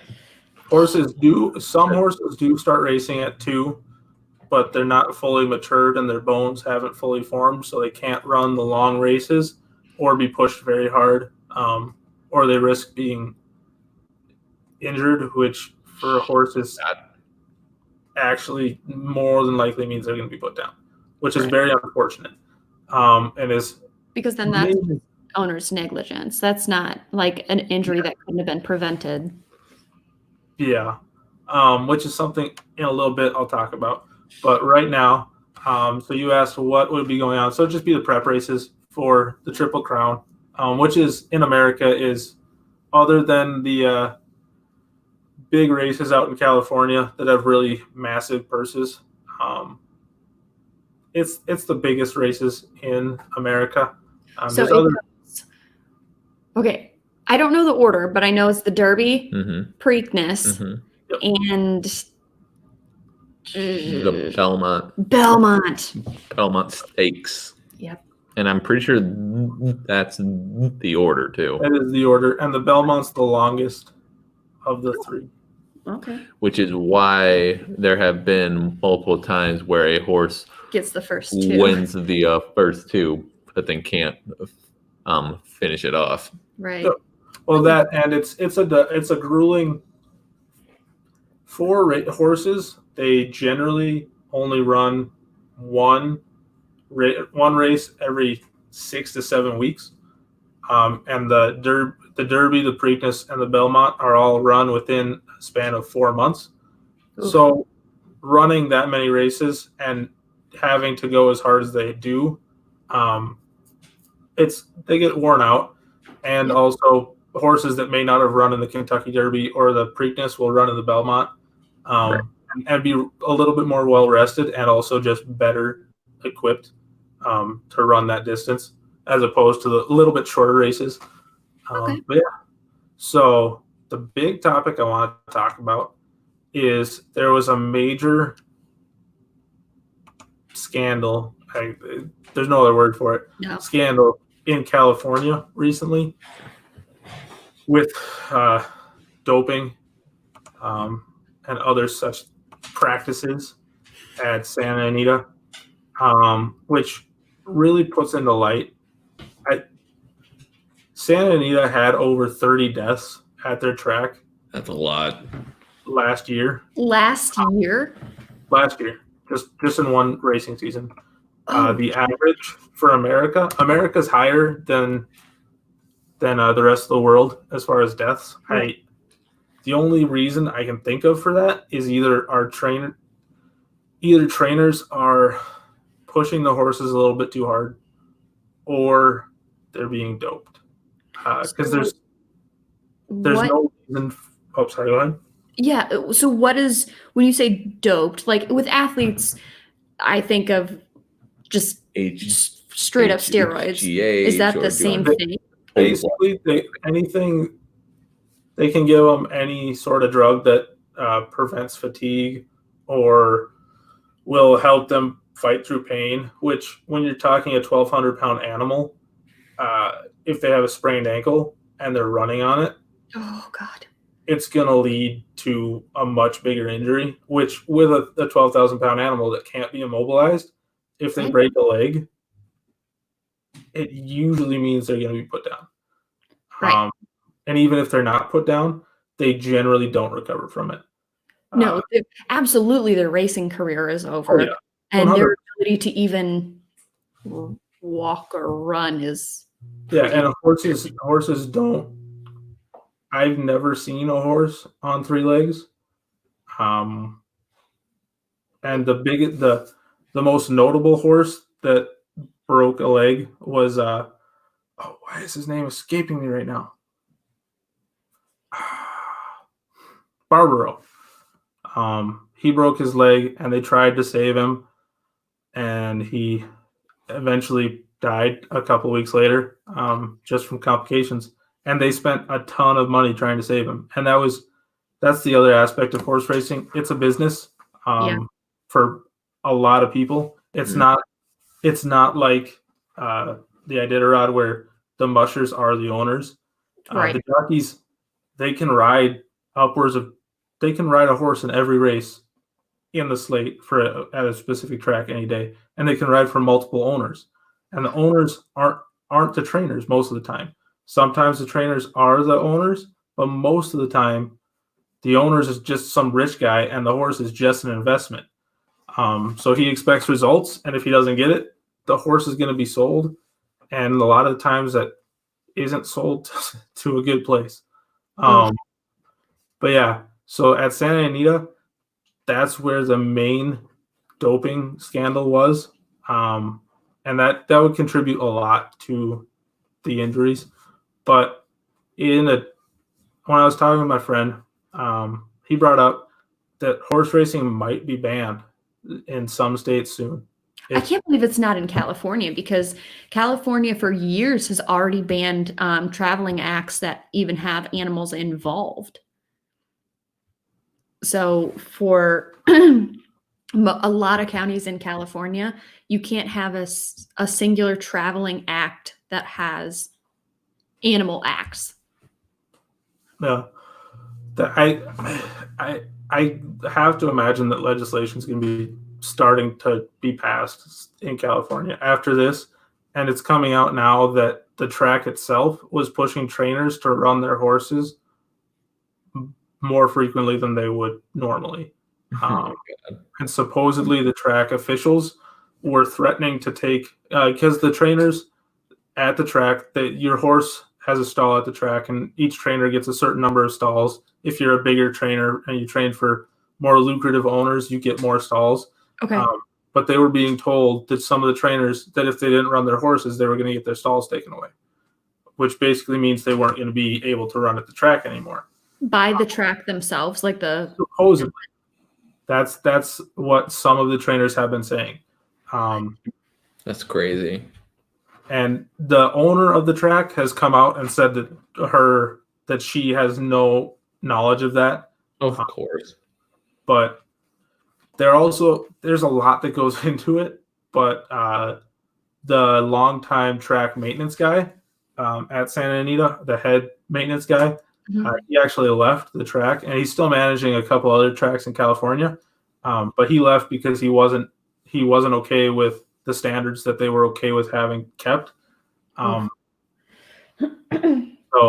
it's a bad look for the sport, and I hope it doesn't lead to horse racing being banned altogether in America. There definitely needs to be stricter legislation on it. Yeah. And more enforcement of drug testing and whatnot.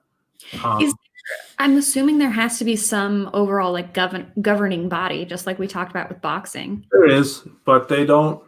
Each track gets to determine what level of drug testing they want to do and how strict they want to enforce it, which seems batshit crazy to me. Yeah. The amount of money that's involved in horse racing, some races have over $1 million purses. That's insane. There's so much money involved, and you're letting the track control who, not necessarily who wins, but more or less who wins. Because if a trainer happens to be doping their horse or doing anything to enhance their performance other than just training techniques, they're probably going to end up winning because just a little bit of an edge. Yeah. So it definitely needs to be enforced more. But that's the burning topic in horse racing right now. Damn. Those are all things that I legitimately did not even process. And 30, can you think of anything in the world, not even just sports, anything in the world where there were 30 athletes who died and people didn't freak the fuck out? No, and hold on. And when I say a year, that's just the race season at the track, and usually that's only around 2 to 3 months. Oh my God, what? Oh my God. So that's not like the whole 12 months of 2019. If in the history of soccer, 30 people had died, can you imagine how well regulated soccer would be if it was even allowed? Yeah, that's crazy. Dude, that's insane. Okay. So that's what they got going on in horse racing. Hopefully, horse racing is a great sport. I used to work at the racetrack in Pierre until it got shut down because they couldn't afford the insurance for the jockeys anymore. And everyone there, I mean, that's a much smaller track. All of the owners were the trainers for the most part. Right. And they all cared about their horses. They were more or less pets.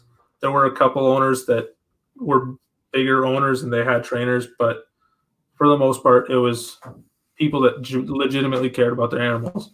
And making their, families living based on that. I mean, some of them were, but most of them were it was more or less a hobby. Okay.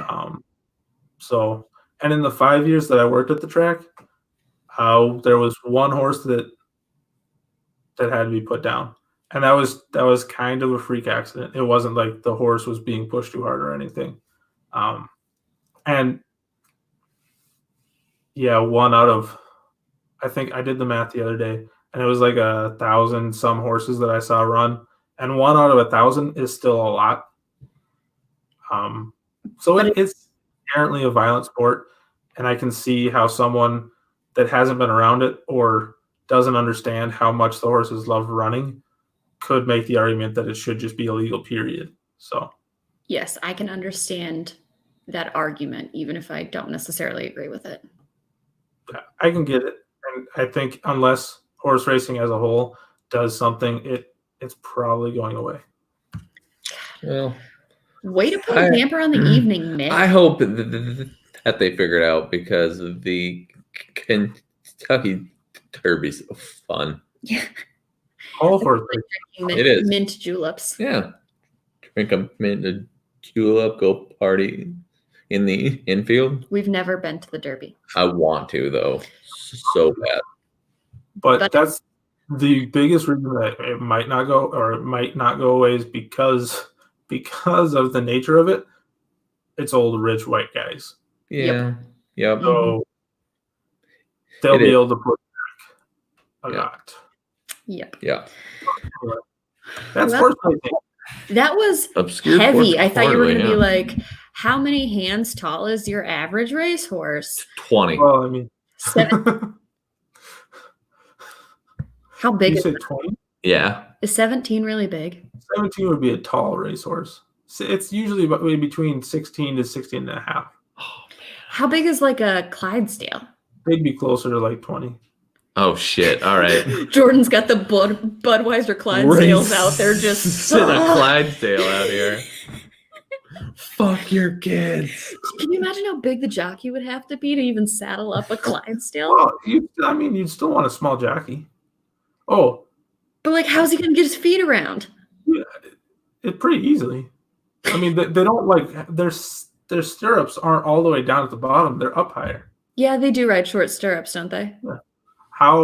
What's the average handicap? Okay, so each horse during a graded stakes race, which is basically races for better horses, each horse gets a certain handicap, and that's decided by the bettors more or less. So the better a horse has been doing, the higher his handicap will be. It tops out, and his handicap is the weight that he carries during the race. It tops out at 100. Well, it doesn't have a top out, but the max that I've ever seen was 133 pounds. So that's what the average, like the average is around 126, 127. So, and that's including the jockey, the tack, the saddle, all of that. God. So your average jockey weighs like 115 pounds. Holy shit. That's a tiny human. Yeah. And they're controlling 1,200 pound animals. That's crazy. They're going upwards of 35 miles an hour. Well, because I think about how much like saddle and tack and all that weighs too. Well, I mean, a racing saddle is way different than. Okay, well, fair enough. Yeah, I've never been around like racing stuff. A racing saddle is not like a Western saddle that weighs like 40 pounds. Fair enough. Western saddle, I'm like, just trying to get it up. Horse racing is very interesting. It should be around for forever. But way more regulated, and everybody be good to animals, because if you're not, then I hate you. Yep. All right. Cool. Good talk, everybody. Yeah. Well, we've yelled at people. We've talked about shit. We've yelled at people to vaccinate their kids and be nice to animals. Feels like all that's left is listener questions. Like, hey, we have one. Why the fuck do you guys even do this podcast? Why do you curse us so much? Hey, can you please stop talking about poop? No. The answer to all of those is I don't know. All right. So our one listener question from, I think, our one listener. No, Probably. There's definitely two. Pittsburgh Steve was in on it last time. Hey, Pittsburgh Steve. Hey, we're sorry for everything that we said last week. I really hope it didn't hurt. It was all in fun, even though I thought don't we could cut know a bunch you. of it out in post. And then when you told me he was listening live, I was like, fuck. So, Pittsburgh Steve. I think we owe you a beer. That's yeah. Okay, so the one listener question comes from Mike, and he wanted to know, and I think we all know who this is directed at. No, we don't. Why do people refer to their favorite sports teams as we? As in, I can't believe we, and this is just an example, but like, I can't believe we cut Todd Gurley. But I can, though. It's a $10 million. All right, Jordan. Let's hear your defense for yourself. Yep. I don't have one, and like that's the worst part. Go ahead and just try to always argue done that you it. have anything to do with those teams. I do not have anything to do with any of those teams, except for the fact that I've been a fan of them forever, and fan is short for fanatic. So sometimes I go too far, and I'm part of them. I'm part of all of these teams. Fuck you. My counter argument would be, who's your favorite band or artist? Ooh, good move. That's solid. All right. Yep. Point Nobody says, taken. I was at the Foo Fighters concert last night, and we were really rocking out. Not me and my family, me and the band I'm a fan of. We were really killing that concert, guys. Different in sports because it feels like a community. Like you feel like you've been part of. I think it's because a band doesn't change. Like for the most part, it's the same people in it, but teams change. The entire roster gets turned over, but you're still a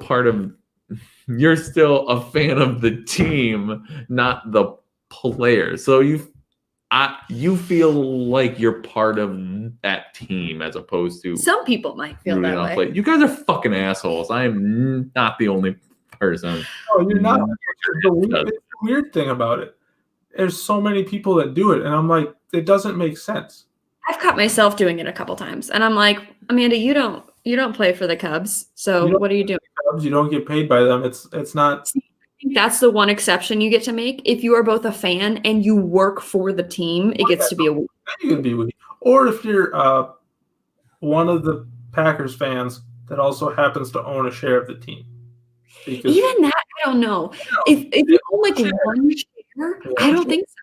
No, it's totally. That's like the only reason I would consider being a Packers fan. So I could be like, yeah, me and my team, I own the Packers. Except, why would you own the Packers? Ew. Because it's the only publicly traded team, and by publicly traded, I mean they're like, hey, you can buy a share of us. We'll give you some shit, and by shit, I mean you get a piece of paper to put on your wall. Yep. Please pay us to be a fan. Paper. Yep. Which, I mean, it's a neat concept. It is. It's a cool idea. If, they got any sort of say. Like, if the team was like, hey, we're thinking about doing this, you guys have 5 hours to... All our owners. Yeah. See, that, I think they could, and maybe they do, and I just haven't seen it. But I think they could do that for, like, dumb shit. Like, hey, should we do Star Wars or Star Trek for one of our promotional nights this year? Send it to the owners. They should totally do it for like player decisions. Should we tell? Wait. Should we bring Brett Favre out of retirement? Yes. Yes. I mean, obviously they wouldn't. Because the fans would be the ones. Like the fans would get to decide if the GM gets to keep his job. Yes. Fire him every time. Just like you get the email and it's got the gladiator like thumbs up or thumbs down, bud. Who knows? Oh, that's evil. Every game. Who gets to stay on the team this week? Well, looks like we had quite a few fumbles from our RB2. Hey, guys, what are you thinking? I mean, in theory, it makes sense, but there's so many really, really, really dumb fans. Yeah. And they'd be the ones to show up and vote. It wouldn't be like the U's of the world where you're like, I understand the value of this to the team. And he'd be like, I hate that guy. He fumbled one time. In 500 carries. Fuck him. I hate him. I hate him.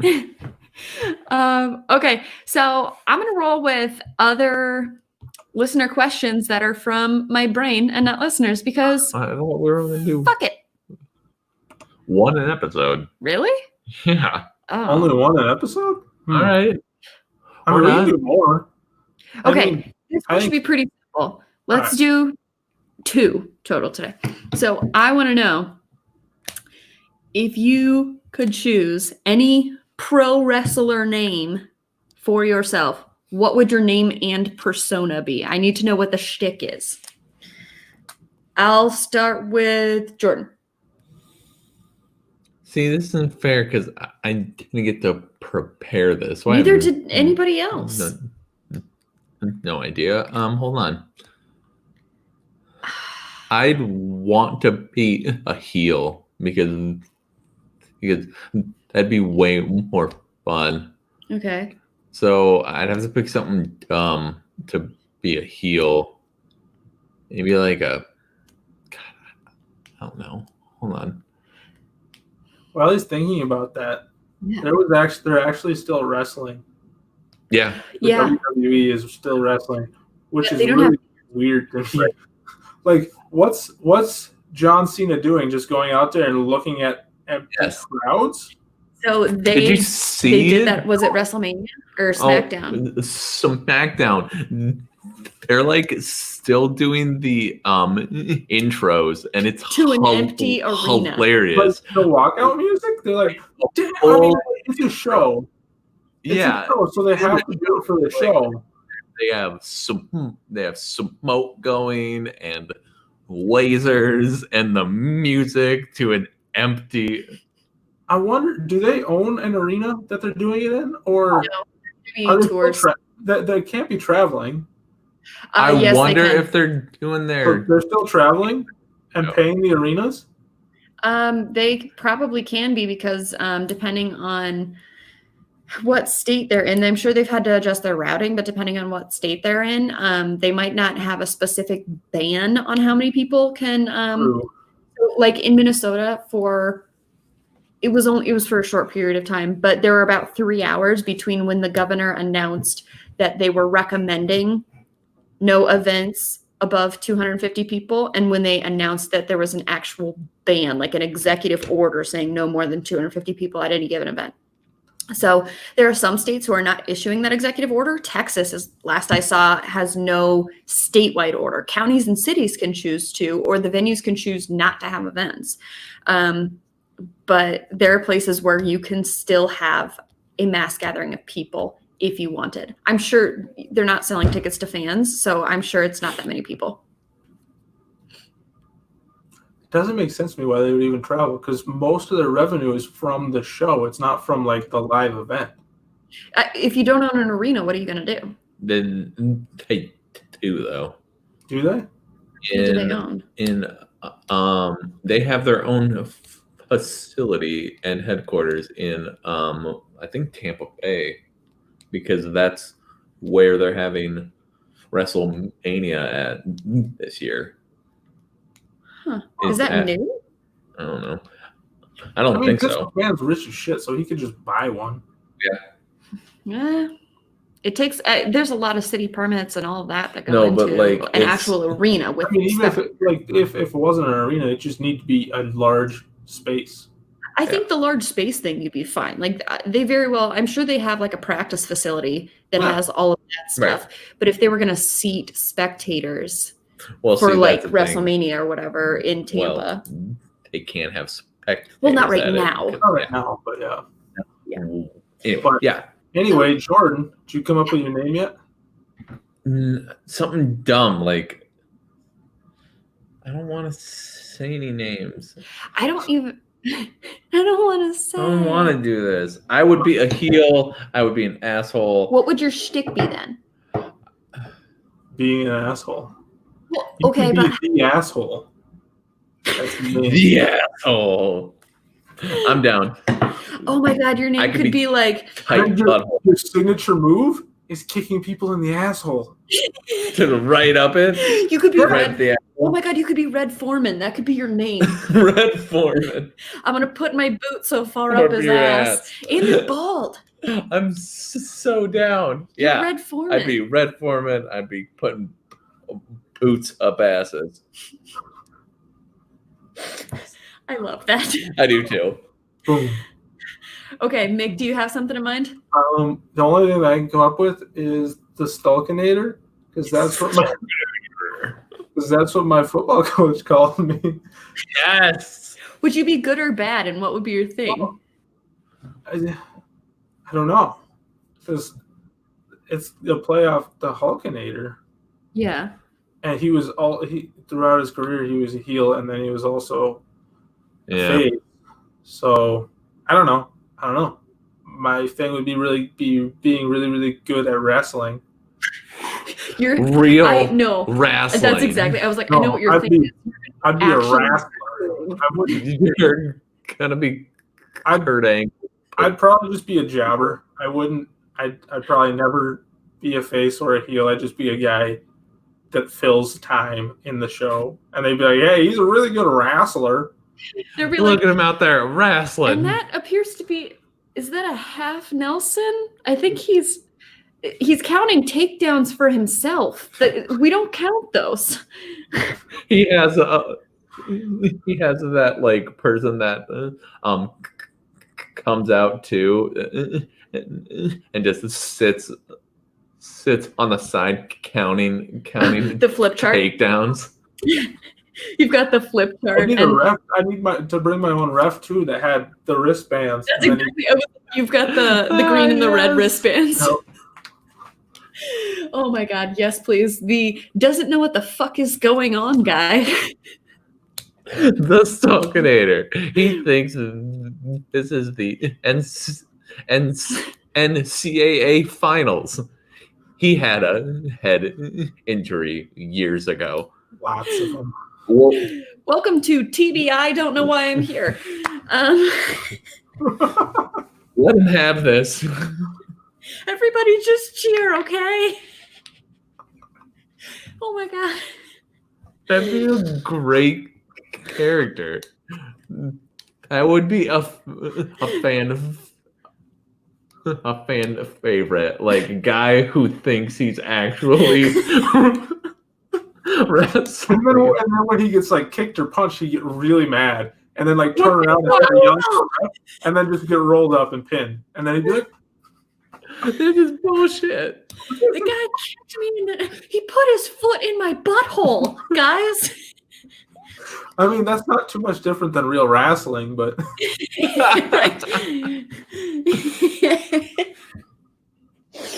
Oh my God, I love this.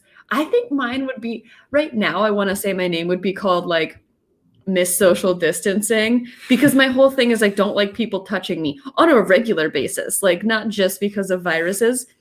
Like I just hate fucking people touching me. Yeah. So I'm gonna roll with like social distancing, or that's my purse. That's my purse. my purse. I don't know you. Okay, so would you be like I'm going to say some names, and I don't know if you'll know them. Would you be like a Kelly diva, or would you be more like a Beth Phoenix diva? I have no intention of being a diva. I haven't worn makeup several days. That's what it's called. The girl. No, I know. Division. But all of the girl division is like in tiny little outfits, and they're super cute. Becky. Becky is super cute. Yeah, but Beth Phoenix wasn't super cute. Google Beth Phoenix. What's that? Google Beth Phoenix. I am gonna Google Beth Phoenix. I was like, either way, I'm going for like, oh, who was that guy? Was it Leatherface or Leathermask who had like the leather mask on and he had the long hair? Mankind. Yeah. That's who I'd roll with. Like, I don't want to wash my hair. I don't want anybody to see my face. Foley. So, are you gonna also have a sock? I don't. For what? Oh God! Did you really? You don't. Oh, never mind. What did he have? Like a sack full of quarters that he beat people with? No, he had a sock that he called Sacco, and he put it on his hand, and then he'd shove it in people's faces, and that was his signature thing. It wasn't like. It wasn't when he was Mankind. It was after he stopped being Mankind. But Mick Foley. I think I'm currently learning about my new hero as we speak. Like, dude, Becky Phoenix is cute. Who's Becky Phoenix? I said Beth Phoenix. Yeah, Phoenix. I was like, this girl looks like a porn star, but she's cute. She probably sure you did just Google a porn star. This girl has had surgery. Yeah. She is absolutely. She's wearing a lot of makeup, and that's not a bad thing. She's also ripped, though. Yeah. I'm not saying any of that's a bad thing. I'm saying that's something I can't do. I need a leather face and a fucking sock. Sacco. So you're like the most anti-diva possible. Yeah, not because divas are bad, just because I don't have the capacity to do so. First of all, I don't have the boobs to do so. I mean, There's tape. For what? What am I taping? Everything up. I could make Jordan have boobs with enough tape. Jordan has a concave chest. No, you I couldn't. could make it happen. We're gonna do this. Give me No, enough duct tape. not. Anyway, We will rip all the hair off your chest with so duct it do not rip off my chest hair. But so anyway, we're gonna be Red Foreman putting boots up asses. Yep. The Hulkinator. No, the No. The Stolkinator. Yes, the Stolkinator who who's thinks he's actually wrestling. And a weird mankind. She could be womankind. Womankind. Yeah, there you go. see, boom. Just call me Margaret Thatcher. I'm the Iron Lady. I'd have an iron mask and a sock and yeah. Margaret Thatcher. Again, we circle back to you shouldn't come up with the names. Anyway, I think it's pretty descriptive. People would know what they were getting. Nobody's expecting a hottie to walk out those doors if I'm like, welcome to Margaret Thatcher with a sock on her hand. Oh, there's another part to the sock. The sock is shoved down his pants. Yeah. yeah. Sacco. He doesn't just like come out with it on his hand. He like pulls it out of his pants. Pulls it out of the front of his pants. Okay, well, that's a move I'm not Where I'm his gonna penis is. thanks for clearing that up. Other things you can use to wipe right now. Sacco. Don't flush it though. God No. Okay. This is the PA announcement. So this is California. Toilet paper. Yeah, do not stop hoarding toilet paper. and Don't flush stop anything that flushing isn't toilet things paper. that aren't toilet paper. And wash your hands no matter what happens. All Just right. wash them. Okay. I think- Yeah. That's our show. 2-hour-long show. Yeah. That's our literal shit show. It's been 2 hours. Yeah. All right. I'm out. Thanks for joining us. Follow us at Sports Casserole on all social medias.